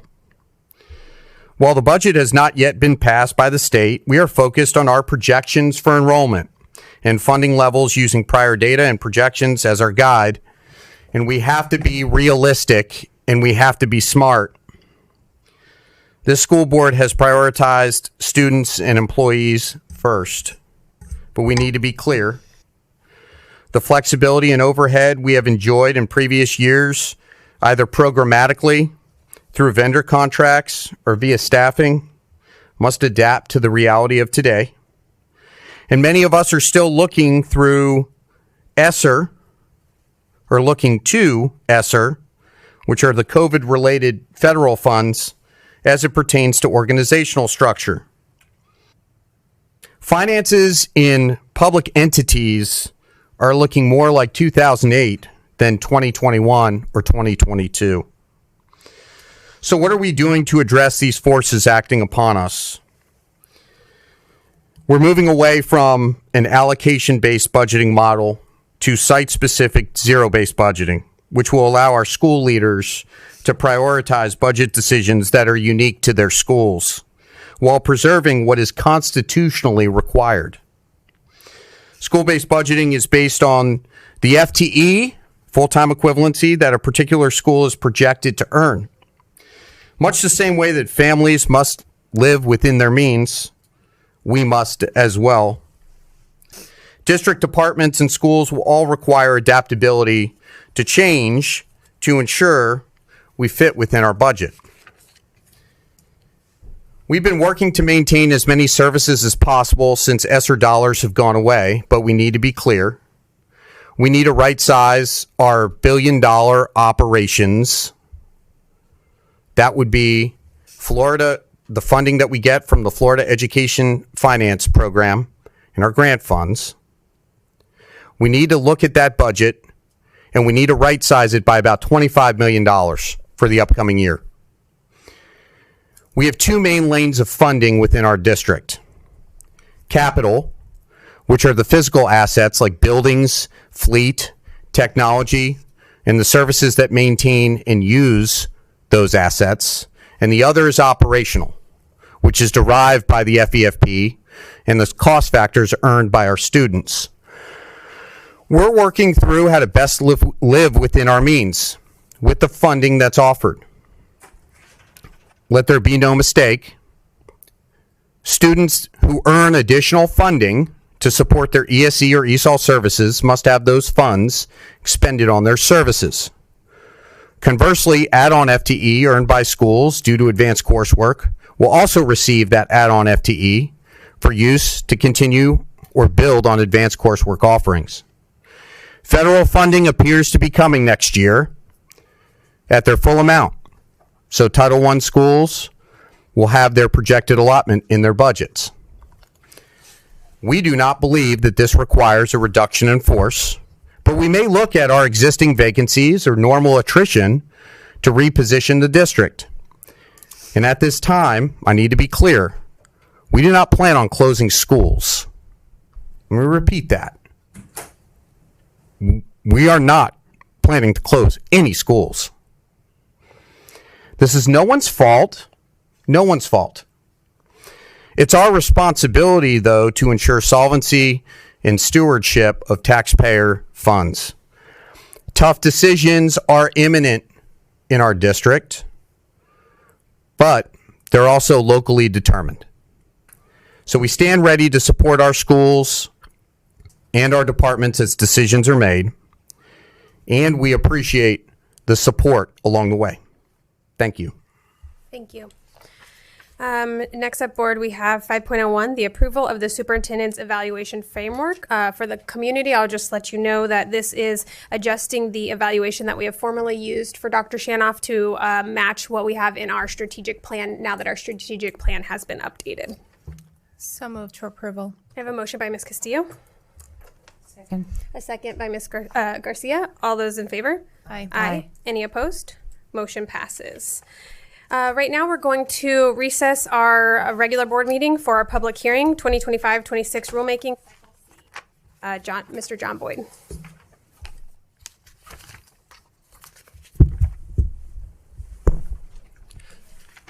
Good evening, board members. We're bringing back to you changes to 5 existing school board rules that we shared with you at our workshop last month. And we would be pausing for an opportunity for public comment at this public hearing after I read these into the record for a second time. And then after that moment, we would ask for you to take action on these changes. Rule 3.17, recording of parent-employee meetings, revises citations to reflect section 934.03 Florida statutes. Rule 5.141, school choice, revises paragraph 1D and 6 to replace McKay Scholarship with Hope Scholarship per recent changes in state law. Revises paragraph 6 to describe the criteria for Hope Scholarships per section 1002.40 Florida statutes. Rule 5.51, Health Services Plan, adds paragraphs 5 through 7 to comply with new state requirements for student referrals for mental health services per section 1006.041 Florida statutes. Rule 6.321, Employee use of wireless communication devices, renames the policy to Employee use of wireless communication devices, adds paragraph 1 to define wireless communication device, updates and clarifies this terminology throughout the remainder of the policy, adds paragraph 2D to prohibit the use of school district wireless communication devices by employees to make any digital photograph and/or audio or video recordings without prior authorization from the employee's supervising administrator. Revises paragraph 3 to prohibit the use of personal wireless communication devices by employees to make any digital photograph and/or audio or video recordings. Revises paragraph 3B to clarify limited exceptions in the case of an emergency situation to ensure the safety of our students. Rule 6.33, Alcohol and Drug-Free Workplace, revises paragraph 4A through D to clarify alcohol and/or drug testing consistently throughout the rule. Adds paragraph 4E to clarify that refusal to submit to the drug screening is considered a positive test. At this time, I'll pause for the moment for public hearing of any public comment related to these changes, and after that, request action. Comment items in front of me. If someone gave one for this section and it wasn't noted, please let us know. With that, public comment is closed. All right. At this time, we request formal action on these changes. Motion to approve the rules as presented. I have a motion by Ms. Castillo. Second. A second by Ms. Garcia. All those in favor? Aye. Aye. Any opposed? Motion passes. Thank you. Thank you, Board. With that, we are on to 7.01, our agenda modifications. Dr. Shanoff? No modifications at this time. Ms. Garcia? Ms. Shive? No modification. Ms. Bronson? Yes, 10.02, but for discussion. Okay. Ms. Castillo? None, ma'am. All right. With that, do I have a motion to approve the agenda as modified to pull 10.02 for a discussion? Motion to approve the agenda as submitted with the discussion item 10.02. Motion by Ms. Castillo, second by Ms. Garcia. All those in favor? Aye. Aye. Any opposed? Motion passes. Ms. Bronson, 10.02. Yes, I just would like to say, as someone who is homeschooled and a current school board member, I'm regularly in conversations with homeschooling families in our community. And because of my background as a longtime teacher in our district, parents frequently approach me with questions about opportunities within our district. Many are interested in understanding how homeschool students might participate in individual classes, athletics, or extracurricular activities, and often ask if there is a way to even tour our schools and review what programs are available in which schools. A consistent question I hear is where families can find clear information about the options that are available to them, including any associated cost or participation requirements. At this time, it doesn't appear that we have any centralized or easy accessible resources outlining these opportunities within our district website. Improving transparency and communication in this area could help families better understand what our district is going to be offering. Under this contract with the district, through this CASIA, we'll allocate $935 per recruitment student for outreach efforts designed to encourage students coming from homeschooling, private schools, or charter schools to enroll within our district. Also, that these students must ultimately qualify for FTE funding with our district for CASIA K-12 to be paid. I fully support the efforts to engage families and highlight the strengths of our public schools. And as a board, we have spent a great deal of time and thoughtful discussion on developing and implementing our strategic plan, focusing on engagement, alignment, community, achievement, and strengthening our district culture. And I'm proud of the collaboration among our board members, the superintendent, and his cabinet in moving this work forward. Relying on CASIA K-12 to promote our schools creates the perception that we are prioritizing marketing over addressing internal needs. District outreach efforts could be strengthened before committing resources to a third-party recruitment service. A bigger question for me is the physical priorities. Every dollar allocated toward recruitment is a dollar that's not given to be invested directly into our student services or educational programs. And these funds might alternatively support initiatives, maybe such as tutoring, mental health services, teacher retention efforts, or curriculum enhancements. I believe we would be further ahead if we placed greater emphasis on listening to our community stakeholders and strengthening our customer service across the district.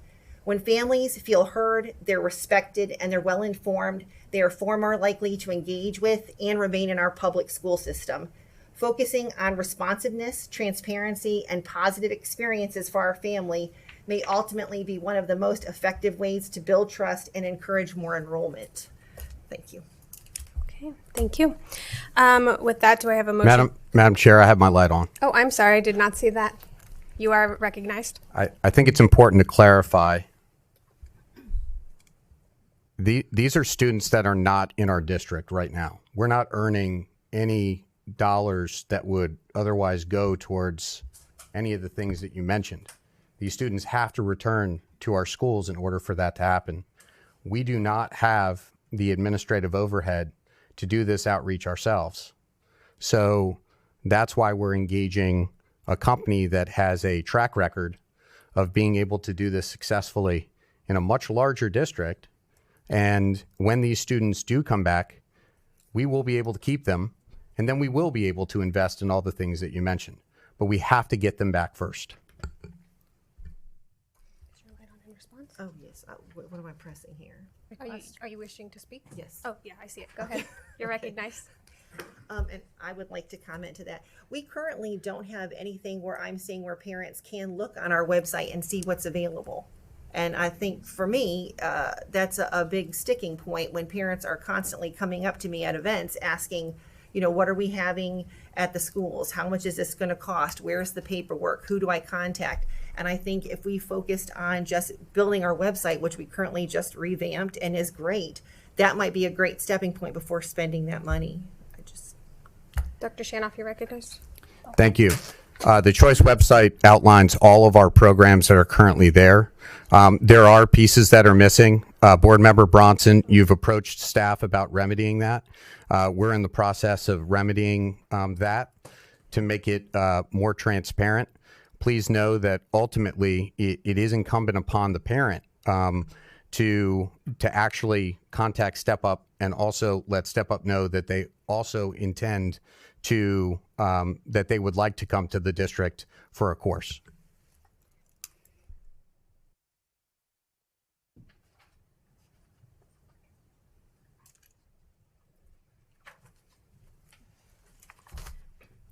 Ms. Castillo, you're recognized.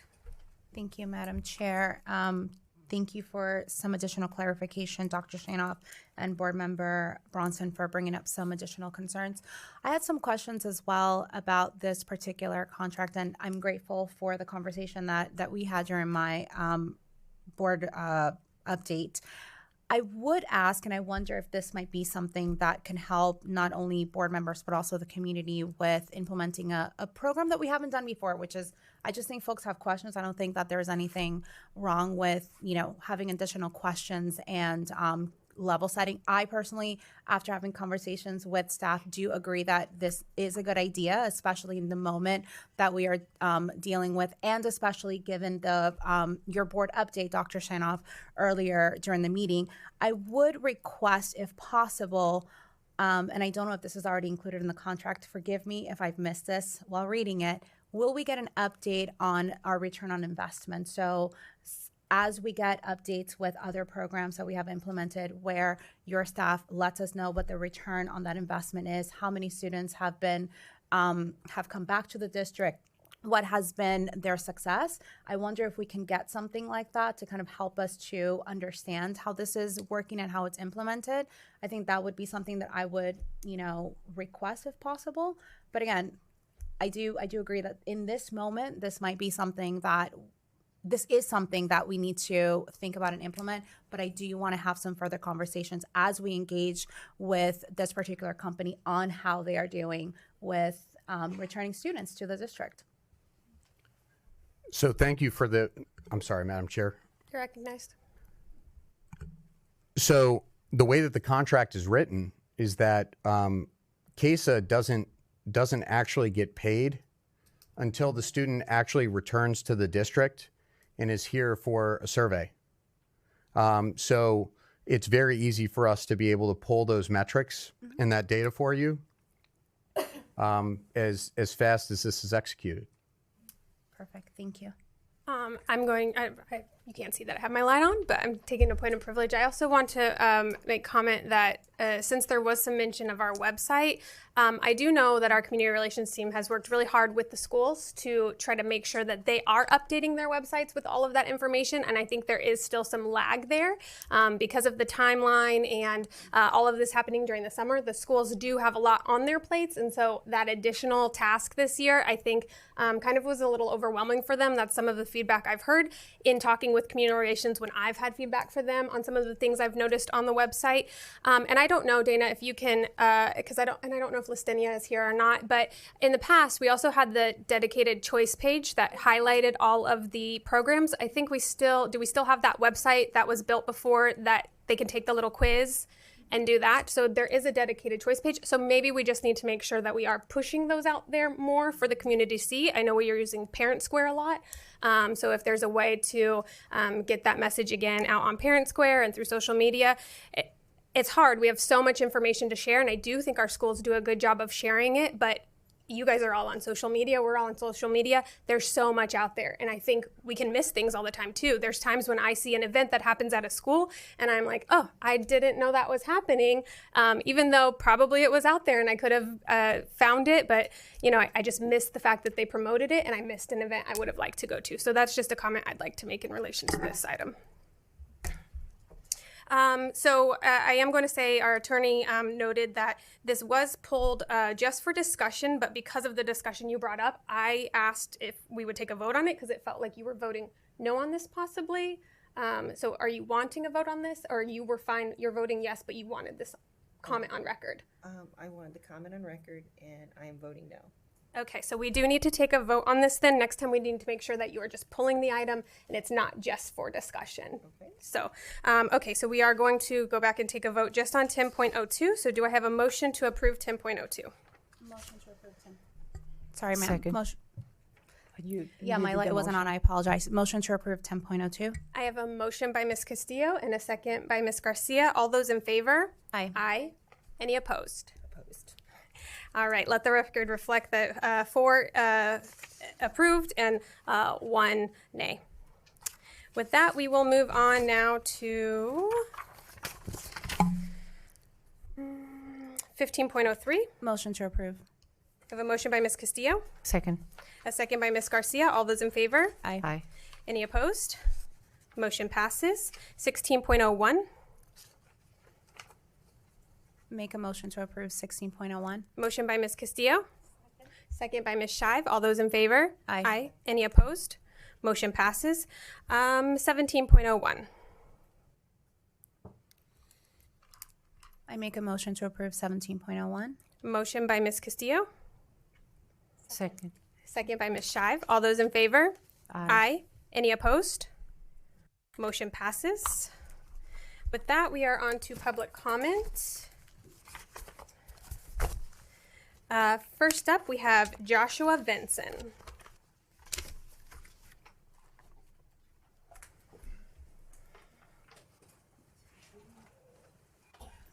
Good evening. My name is Joshua Vinson. I live in District 2. In addition to being a member of Florida Rising, I'm also here as a former educator of 12 years, serving in Orange County Public Schools.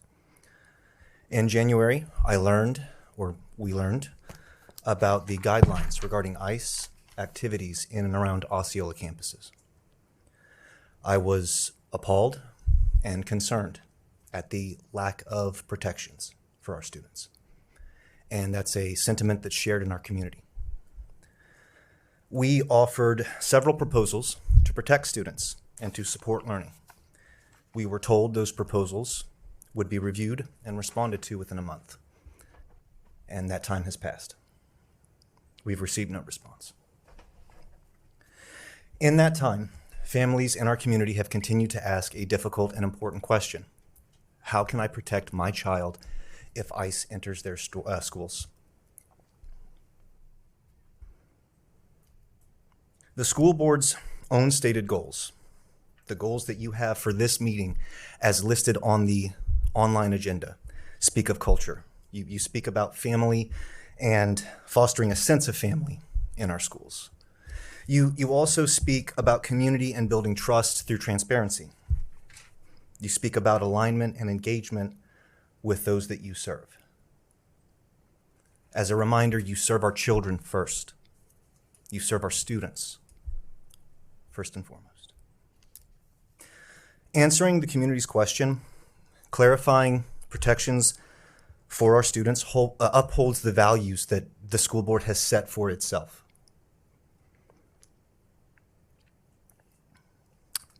Requiring guardians to be present when students are questioned, notifying families if ICE are near our campuses, ensuring that proper authority is met before anyone enters those campuses.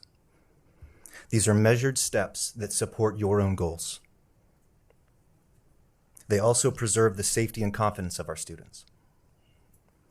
The community and myself eagerly await your solutions. I anticipate that the school board will contact Florida Rising within 2 weeks' time. That's March 24th. Our children deserve the right to attend school without the fear of never returning to their families. Thank you for the time. Thank you. Michelle Dela Cruz.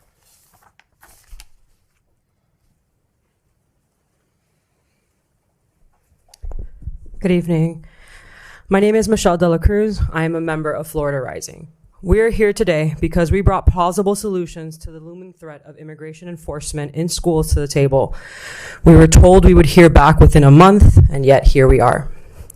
While you have taken the time to act, our neighbors continue to disappear, families continue to lose their livelihoods, and children continue getting the short end of the stick. I'm consistently asked about how immigration enforcement in schools and the protection students have and have nothing to say to my community. I hear stories of students telling each other to take their passports to school. That's if they have them, because not all citizens have passports. Stories of students being afraid to go to school, of parents not taking their students to school, and even of children having to make the difficult decision to drop out of school so they can take care of their brothers and sisters after their parents have been detained or deported. We need solutions. For more than 30 years, federal policies around immigration enforcement in the United States respected sensitive locations. That was 30 years, by the way. Such as schools. All that we are asking is that as elected officials, you use the power that you do have to bring back some of those protections. We are open to having the conversation as to what these solutions look like, but we need to act now, which is why we anticipate that you will contact us within 2 weeks with some next steps. Most of you have a background in education, so I'm sure you're familiar with Maslow's hierarchy of needs. How can we expect students to learn under the constant fear of immigration enforcement? Every student deserves the right to learn without the fear of being taken, being interviewed alone, or being separated from their families and friends. Thank you. Frank Rivera.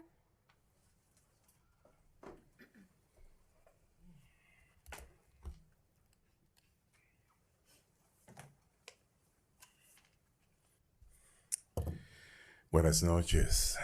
My name is Frank Rivera. I have been a resident in Osceola County now for 25 years in District 3. And I'm a member also of Florida Rising.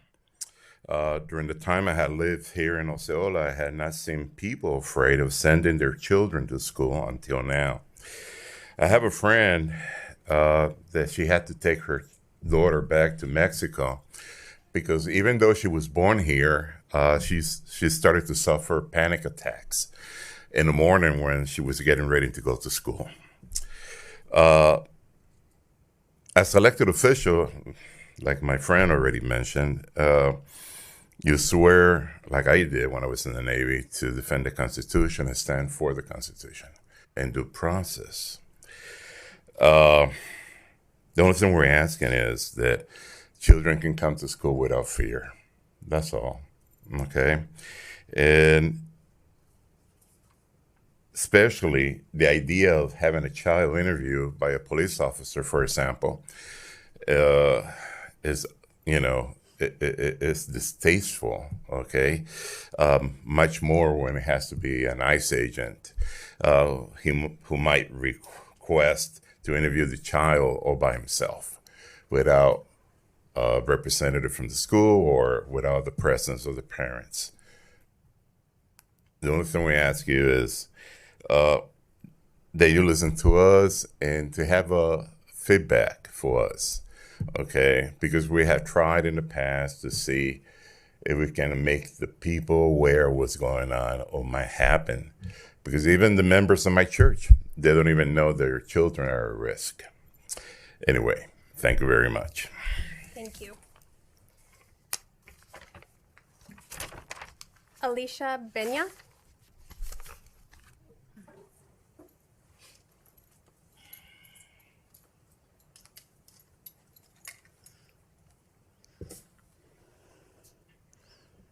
Good evening, board members. My name is Alicia Benya. I'm here representing Harmony High School's Sound of the Stampede Marching Band. Thank you so much, Ms. Bronson, for all your support this year, coming out to our concerts, everything. We truly are grateful for you. I would like to thank you for you guys for giving me a moment to speak tonight. I am a proud SDOC employee as well as a parent with 2 children in Osceola County schools. I am here to ask for your support in helping spread the word about an incredible opportunity our students in Harmony High School Sound of the Stampede Marching Band. In January 2027, the Sound of the Stampede has been invited to perform in the London New Year's Day Parade. This is one of the largest, most recognized parades in the world, with hundreds of thousands of spectators lining the streets and millions more watching around the globe. Being selected for this event is a tremendous honor and a reflection of the talent, dedication, and hard work for our students and directors. For these students, this trip is far more than just a trip. This is a life-changing educational experience. They will have the opportunity to travel internationally, experience new cultures, represent our community, and perform on a global stage. Opportunities like this help students grow in confidence, leadership, and pride in their school. However, sending nearly 70 students with chaperones overseas is a significant financial undertaking. The cost per student is roughly $4,350. This is why community awareness is so important. By helping us spread the word for fundraisers, sponsorship opportunities, and community support efforts, you help open the door for every student to participate, regardless of their financial situation. We are incredibly proud that Harmony High School is representing our community and the state of Florida in such a prestigious event. With your support and sharing with the community, encouraging community involvement, we can help make this dream possible for every student in the band. All of the donation information can be found on the Harmony High School band Facebook page, as well as the Harmony High School website. Thank you so much for your time, and thank you so much for supporting our students and the arts. We truly appreciate you all. Thank you. Thank you. Janet Moody.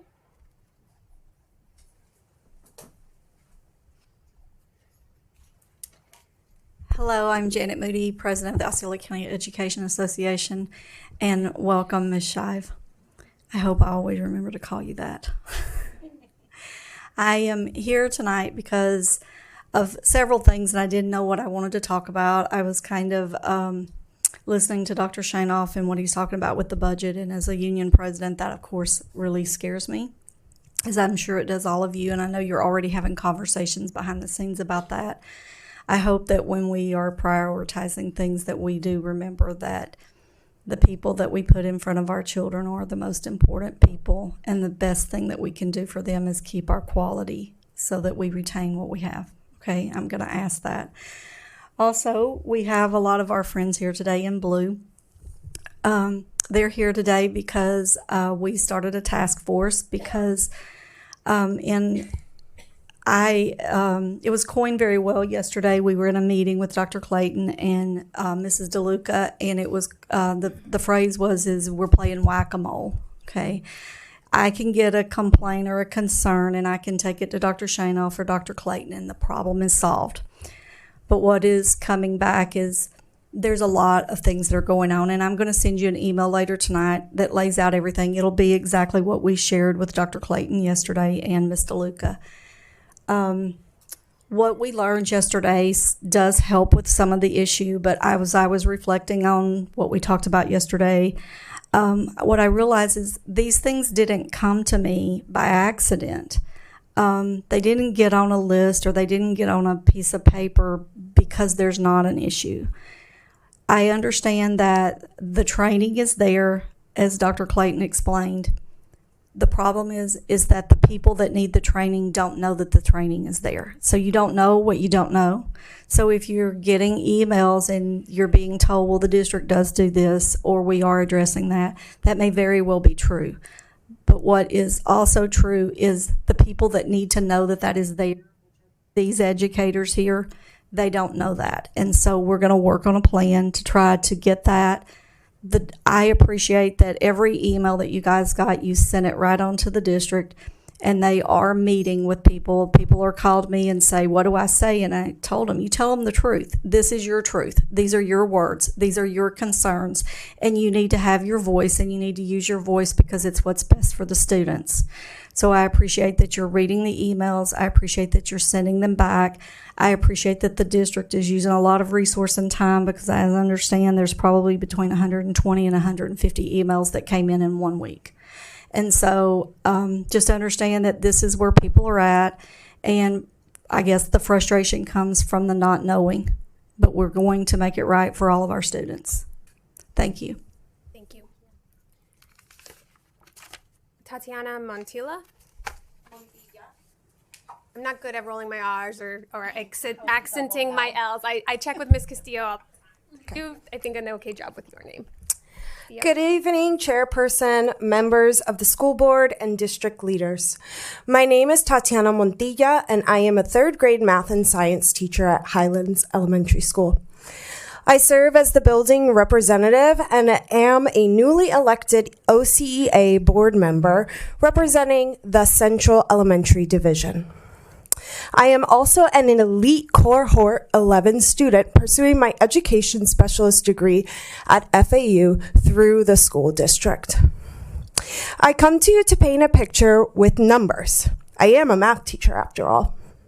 At Highlands, we have 554 students currently enrolled. Of those 554 students, 79% are Hispanic, 7% are Black, and 3% are Asian. Meaning about 90% of our school population is a part of a minority group. 4% are considered fit, families in transition, and all our students receive free lunch and breakfast, as we are a Title I school. For those of you who may not know, a Title I school is classified as a school where 40% or more of the population is impoverished. We face a lot of hardships considering the academic, emotional, and social economic deficits of that our students face. But it has become increasingly harder for us all with our 2 new EBD units and the integration of ESC students who were previously self-contained. 25% of our school's population is labeled ESC. 40% of our general education classrooms have more than a quarter of students labeled ESC. This includes those who were previously self-contained. Yes, our administration has shifted to a resource room model for those who require additional support. However, it is not adequate enough, and we need more support. Our teachers and education support professionals are overworked, getting hurt, and emotionally drained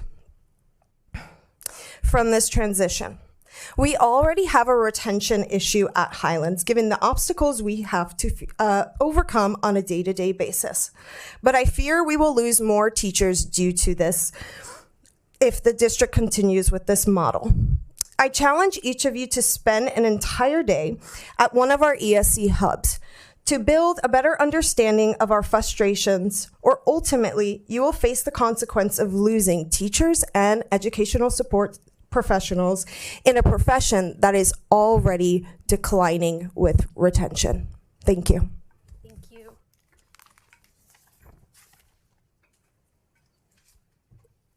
Lisa Huser? I don't know. The last name I'm hard to read. Hoover. Okay. Yes. Sorry. That's okay.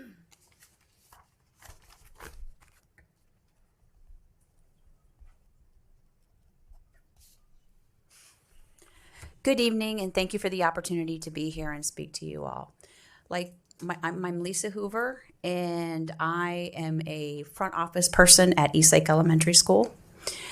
I take a lot of phone calls from teachers and other staff members during the day requesting assistance with students who are throwing a tantrum, hurting other students, hurting their teachers, running from the classroom, etc., and so forth. Teachers have talked to me. They are exhausted. Our administrators are exhausted. Those students are not doing well. The other students who are getting hurt or having to be evacuated, they're also struggling. I have a statement here from a paraprofessional who could not be here tonight, but who works at our school. He says, as a paraprofessional at the elementary school level, I have witnessed how it is a struggle for ESC students to adapt. Teachers and administrators are working tirelessly to support each crisis every single day. The parents feel hopeless as well. The other students are missing vital instructional time when there is a crisis in the class. I believe that there can be other routes to take the guarantee for success for all students here in Osceola County. And my ending comment is, this is not sustainable. You've heard numbers, you've seen the numbers. We're losing teachers. I think we've lost 2 or 3 in the past 2 weeks at our school alone. And I know others are seriously considering leaving. And that's not sustainable. And it's not good for our students. Thank you for your time. Thank you. Stephen Bundy.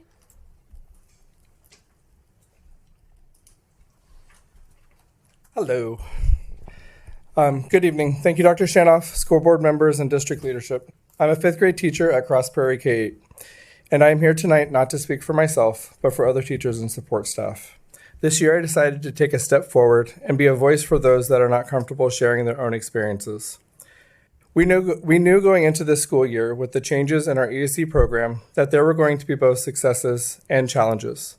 But we were also promised that to be prepared for these challenges, there would be proper training, transparency, and provided with the materials and protections that was needed to have a successful year. We were kept being told it's going to be okay. For many of our teachers, like block, kindergarten, and primary teachers, it was far from okay. We were not prepared for what to do to try to escalate a student that is not able to voice their feelings appropriately, or how to keep a class engaged and focused while multiple students are running around, screaming, hitting not just the teacher, but also other students. We have been told that there are procedures that are in place, but the classroom teachers are left in the dark as to what those steps and processes are. I am here tonight to ask the board and district leadership to be transparent when making decisions. Share with us the reasons. Share with us the processes for helping our students find their most successful learning environments, and be proactive in providing our teachers and support staff with the proper training and materials needed. Please don't get me wrong. I know that there are successes. I have seen them at my school and in my class, but there could be many more if we were just prepared. Thank you. Thank you. Emily Grentz.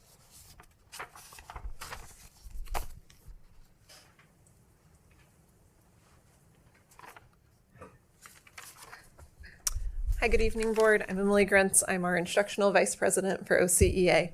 As you look out at all of our blue shirts tonight, I just want to take a moment to remind you who we are. We are a group of 2,700 support staff and teachers who volunteer our own time, pay our own dues money in order to help solve your problems. They're all of our problems, but that's the idea of a union, right? We are together working in this. And so as we're here tonight, it's not just a complaint session. I really want to make that clear. We value public education. We're here as a team, and we have done a lot of behind the scenes problem solving and planning. I really appreciate Dr. Clayton meeting with us, Ms. DeLuca meeting with us, the emails that have happened, the calls that have happened. We've taken well over 120 individual instances since August and worked through them. But sometimes a problem is so big, it has to be brought into the light to be dealt with.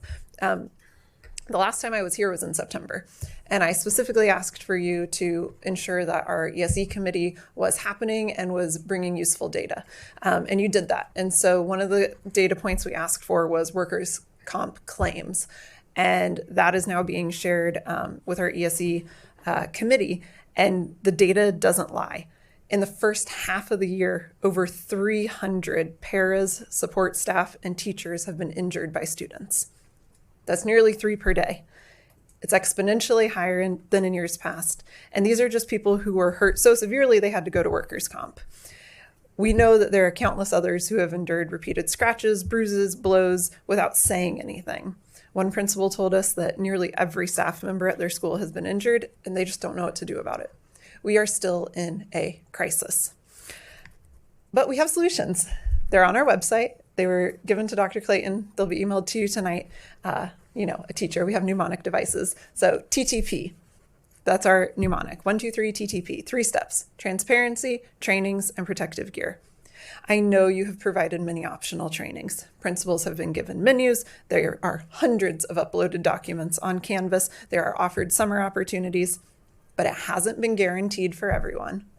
It hasn't been systematic, and it hasn't been consistent, and it clearly hasn't been effective. My teacher getting kicked in my kindergarten room today doesn't care that you trained people across the district last week. It's got to be getting to everyone, and we've got to put that as a priority when we look at pre-planning for next year. That absolutely is a non-negotiable. We also need to make sure that when we are looking at protective gear, we're looking at effective gear, and we're getting it to the people who need it immediately. We can't be waiting on those requests. So I know as a board, you're not getting into the nitty-gritty. You're looking at resourcing, and we're asking that you talk with your staff and really look at those appropriate resources for us. Thank you. Thank you. Lashana Ward.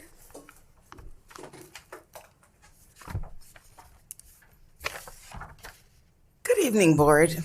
Good evening, everyone. I am Lashana Ward. I am the ESP Vice President for OCEA. I'm gonna leave out my school. So I do work in ESE area. And I'm here tonight to just give you a little gist of some things regarding behaviors, learning, and staffing, and transportation issues. We need more of our staff for our students. We need to have less of sudden changes when it comes to transportation, when it comes to classroom changes, issues and situations regard to behaviors. We would like to have less of short-term or short time telling us students can't go home, or they gotta wait 40 minutes to an hour to go home because of bus issues. Remember, our ESE students, they travel all over across the district. They don't like change. They can't tolerate change. They can't handle change. When change happens to them, it affects and it triggers down to our staff, our students, and our parents. As I've had several calls, I've stayed late. As we always say, and all other duties assigned. I've been in classrooms. I've done front office. I am the front office. I am the face of my front office. And I tell you, I do more than what I'm supposed to do because I love my job and I love what I do and I love these students. And I love working for Osceola County. And as I say again, you lovely ladies, strength, power, and perseverance to you all. But just keep in mind that when our students for ESE have these crises, you guys are not there. Our staff are there. And our staff are there getting beat up, getting injured. Literally, as Emily said, workman's comp, beyond high. I can see it. I watch it every day. I encourage our staff every day. Come on back. Don't worry, you got this. So I'm asking you, be mindful of your change that you do for these students. Come on down. Join every ESE Hub site. Be there more. Support the staff. We know, okay, great on the back is not good. Get down there and get in hands in. See what they deal on a daily basis. You'll have a good day and you'll have a bad day. And you'll have some terrible days that you have staff that don't even want to come back. But you know what? As our faces, as we stand here and as I stand here, I tell them, listen, every day is a new day. Every day you got this. We need y'all to encourage them, not by computer and not by email. Thank you. Thank you. Kelly Gonzalez.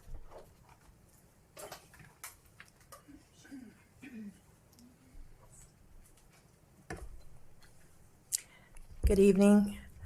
I live in District 3 and I work in District 1 school.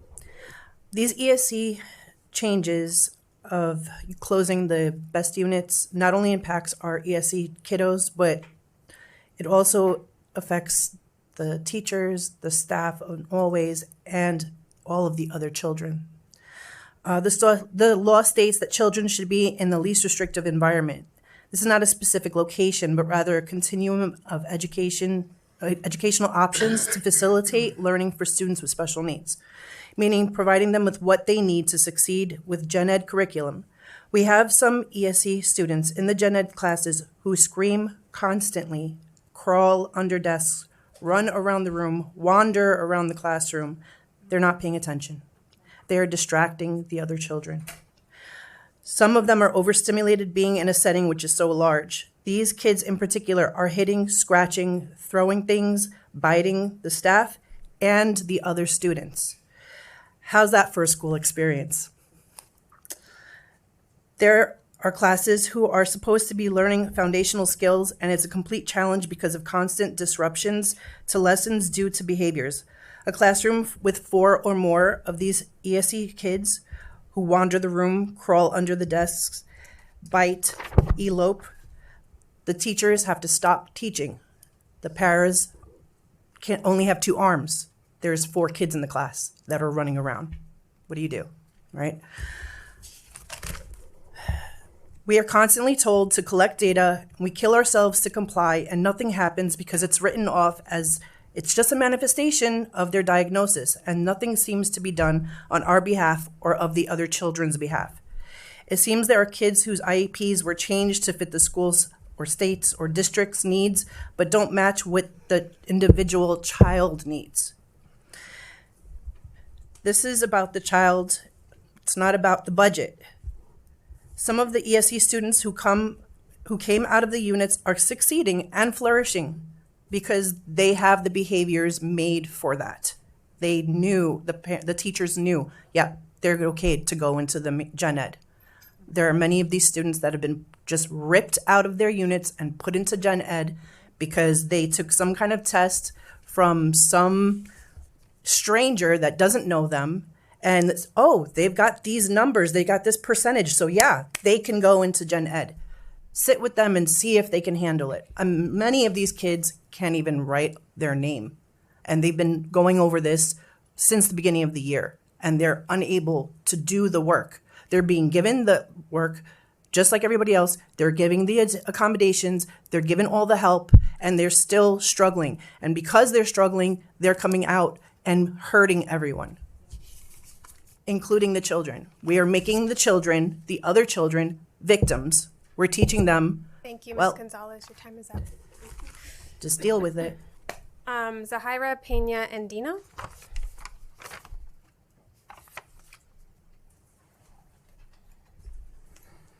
Good evening, everyone. I am going to compile different thoughts from some of my coworkers. So as educators, parents, and students, we all know there's no such thing as a one-size-fits-all approach. When the decision to make drastic changes in the ESE department was announced last year, my reaction was not one of opposition, because certainly there are many students that will benefit or are benefiting from being in general education setting. My question was, can we do this through a gradual release model, just like we do in a classroom every day? Hundreds of students have been in small group settings for many years. They do not know any other way of being in school. They were accustomed to having 2 or 3 adults in a classroom with no more than 15 students. The curriculum was the same, but the way that they accessed it was completely different from what they now face in a general education classroom. I have personally witnessed success stories when students were gradually released in a general education environment, giving them the time to adapt and build confidence. As an educator, those moments fill my bucket. If you're in elementary school, you know what I'm talking about. But many situations dip my bucket. For example, despite the pleas of parents and educators even coming here to these meetings, urging the district to reconsider such a drastic shift, those concerns fell on deaf ears. The district applied to a one-size-fits-all approach, requiring all students from 3rd grade and above to be placed in the general education classrooms, even some of the 2nd graders. It dips my bucket because to see students failing because despite the ERC teachers' warnings and data showing that certain students were not ready for a general education setting, they were placed there anyway. Now they are expected to close the gap within 9 months. That's unrealistic.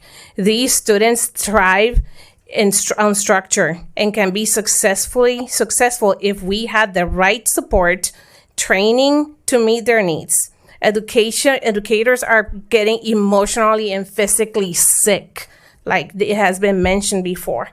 If the ESE task force has been created with more thoughtful planning, the transition from self-contained to gen ed classroom could have been more successful.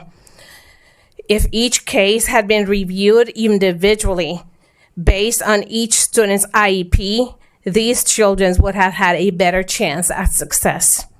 Now, resource rooms are popping everywhere, and they're still feeling the overwhelm. How do you combat a student that gets undressed in front of hundreds of 3rd graders in the cafeteria? Thank you. With that, public comment is closed. Dr. Shanoff, you're recognized.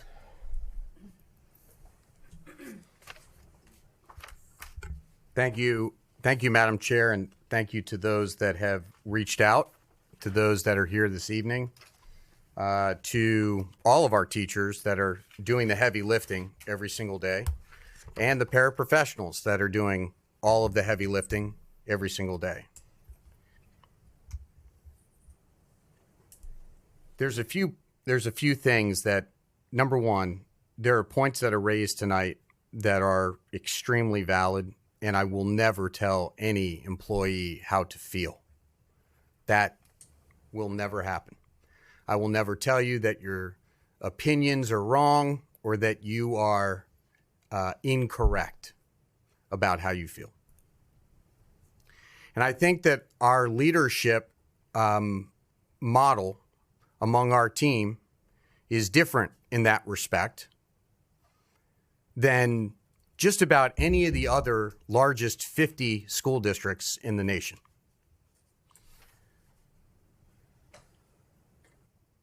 When we set out to make this adjustment, there were real reasons behind having to make this adjustment.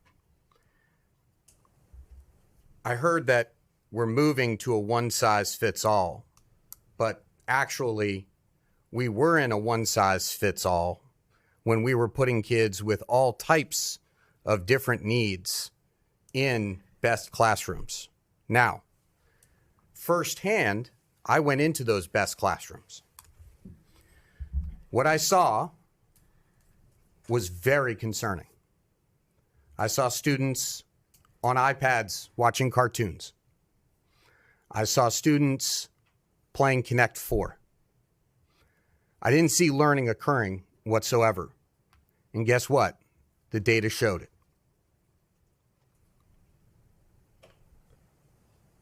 We are 9 months in.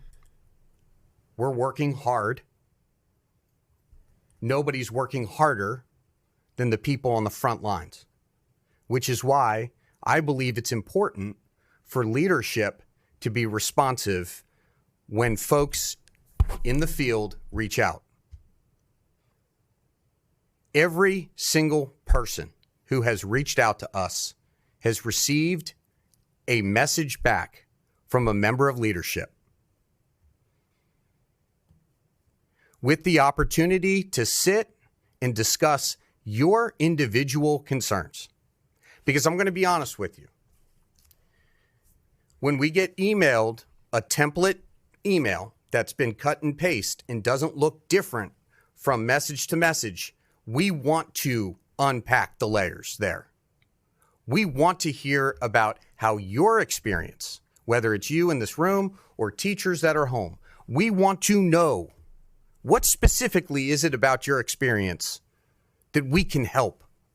Whether those decisions are individual or those decisions are more institutional, we're committed to working alongside to get good practices in place and for everyone to be heard and for everybody to feel like they're being supported. That means when you have a major change like this within this district, it is more important than ever for us to flatten the organizational chart. You need access to me. You need access to our deputy. You need access to our director of ESE. You need access to your assistant superintendents. Everybody's been given that opportunity to have that personal conference if they reached out to us. We promised after the meeting in the fall that if any teacher reached out and needed support, we were going to be there to provide that support. In some cases, it meant, hey, look, the ESE team is coming out to do training for the entire school. In a week, they'll be there. And then they would come out and they would do the training.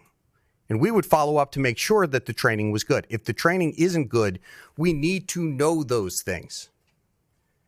I'm not somebody who is going to lead from the back when I know I'm asking people to do a stretch. But let's be clear. We were not serving students with special needs the way that they needed to be served. And I've served in 2 other districts besides Osceola County. One was under Department of Justice decree because they hadn't served special needs students the way that they needed to be served. And what did it look like before the DOJ came in? It looked like what we had. Connect 4, checkers, cartoons. Unacceptable. I will not allow a school district to engage in educational malpractice. I will stand with you. I will come to your classroom. Fine, no problem. I've been to hubs. I'll go to wherever I need to go. But let's be clear. This is about our kids. This is about making sure that they have their opportunity to be successful. Are we having trouble? Yeah, we have pockets of trouble. There is no doubt about it. Do we need to do a better job of making sure that we engage teachers in more transparency around training opportunities? 100%. Are there things that we need to train better or expand? Absolutely. That's part of the process. We work together on this. It's not about making demands. It's about, hey, my door's open. Let's talk. If I have slammed my door in your face, I would like for you to go ahead and raise your hand, Mrs. Moody. But I haven't. I'm open. My door is open. Her door is open. Anyone who's sitting in the back, their door is open. We will do what we need to do for kids. We will do right by our employees. I don't need to go through the stats. There are a lot of stats that were rattled off tonight that are actually inaccurate. Now, you can go to 1404 and you can see the data that was shared at the last ESE committee, school board committee. I'm not exactly sure if everybody got a chance to review that before the meeting tonight, but I wish you would. I wish you would. Those meetings are open. They're open to the public. Our meetings that we have with our teachers, those meetings are attended by OCEA. Many an opportunity within those meetings to go ahead and express concerns.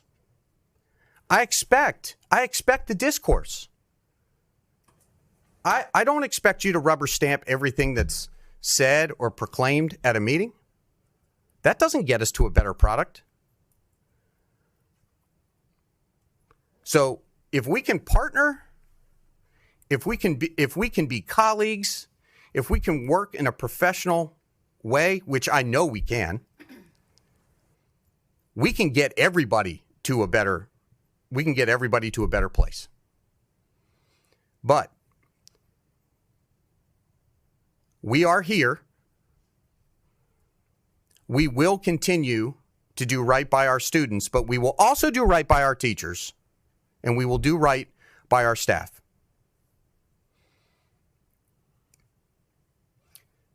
I'm proud to be a part of this district. I'm proud of the courage that our teachers bring to the classroom every single day. It's very emotional for me. This is not professional for me. This is personal. Because I was that kid that was written off.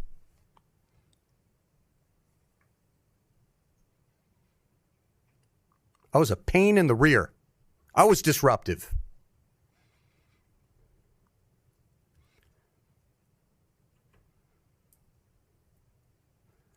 The next great teacher in this district is sitting in these classrooms. Maybe once upon a time was sitting in one of those classrooms that was playing checkers. It's unacceptable. We all know that. I have proud educators sitting in front of me, and I have proud educators that are working in this district. We know better. And we will do better. Let's do it together. Please, let's do it together. You have my word. You've had my word. So let's do it. Collectively, we can do this. I got to get better. She's great, but everybody's got to get better. And we will. But we will work together to get through this. I had notes. They had my notes. I ditched my notes. Sorry.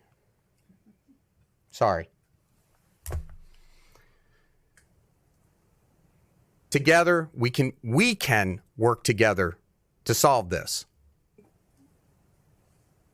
But work with us. I'll work with you any day of the week. That's all I have. Thank you.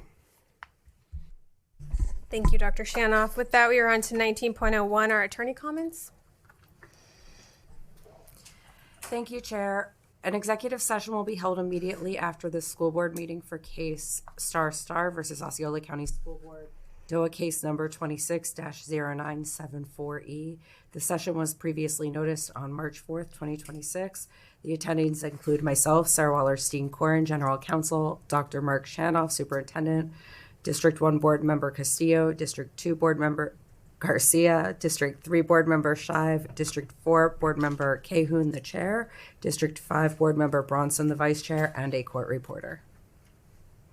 And that is all I have in a report. Thank you. Do I have, we're on to 20.01. Do we have any board member committee reports? As I've Sorry.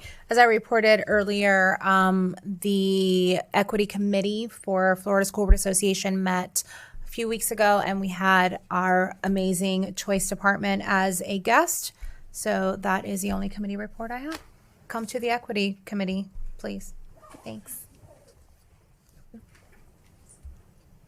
No committee reports, but I would like to. Let me see. I just want to acknowledge the comments of Dr. Shanoff. I know these conversations are hard, and today you have two, budget and ESE. I know they're important, and as a board member and as a board, all of us, we have the responsibility to keep the student as the center of everything and every decision that we make. And I appreciate Dr. Clayton and the information that was given to us today, and also Dr. Shanoff and your efforts to support the ESE. And listening to the teachers, I saw those emails, and we forwarded to the staff, and they approach everyone. And I know that you work incredibly hard. I know how difficult it is. I used to be an ESE teacher, so I know the changes and how the students, the reactions and how they can affect their lives.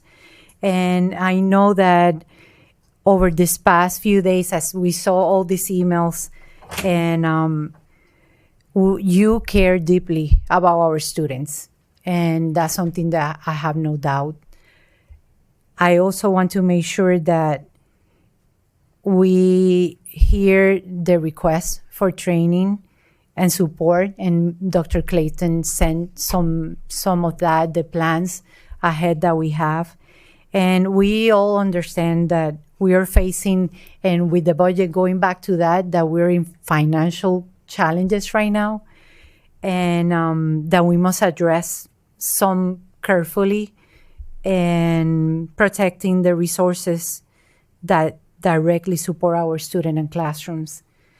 As we move forward, I know that our main reason and concern that why we're here is our students, and what we're gonna do the best we can just for them, and for also our staff and our community, because they depend on us. And they trust us. They trust our children. The children trust us, and they're expecting from us a lot. And we are honoring that, and we're gonna honor that. And I know that they're working hard, and this will become, I guess, in a good way. And having these conversations are important. That's it. Thank you, Ms. Garcia. With that, our board meeting is adjourned. Thank you for being here tonight.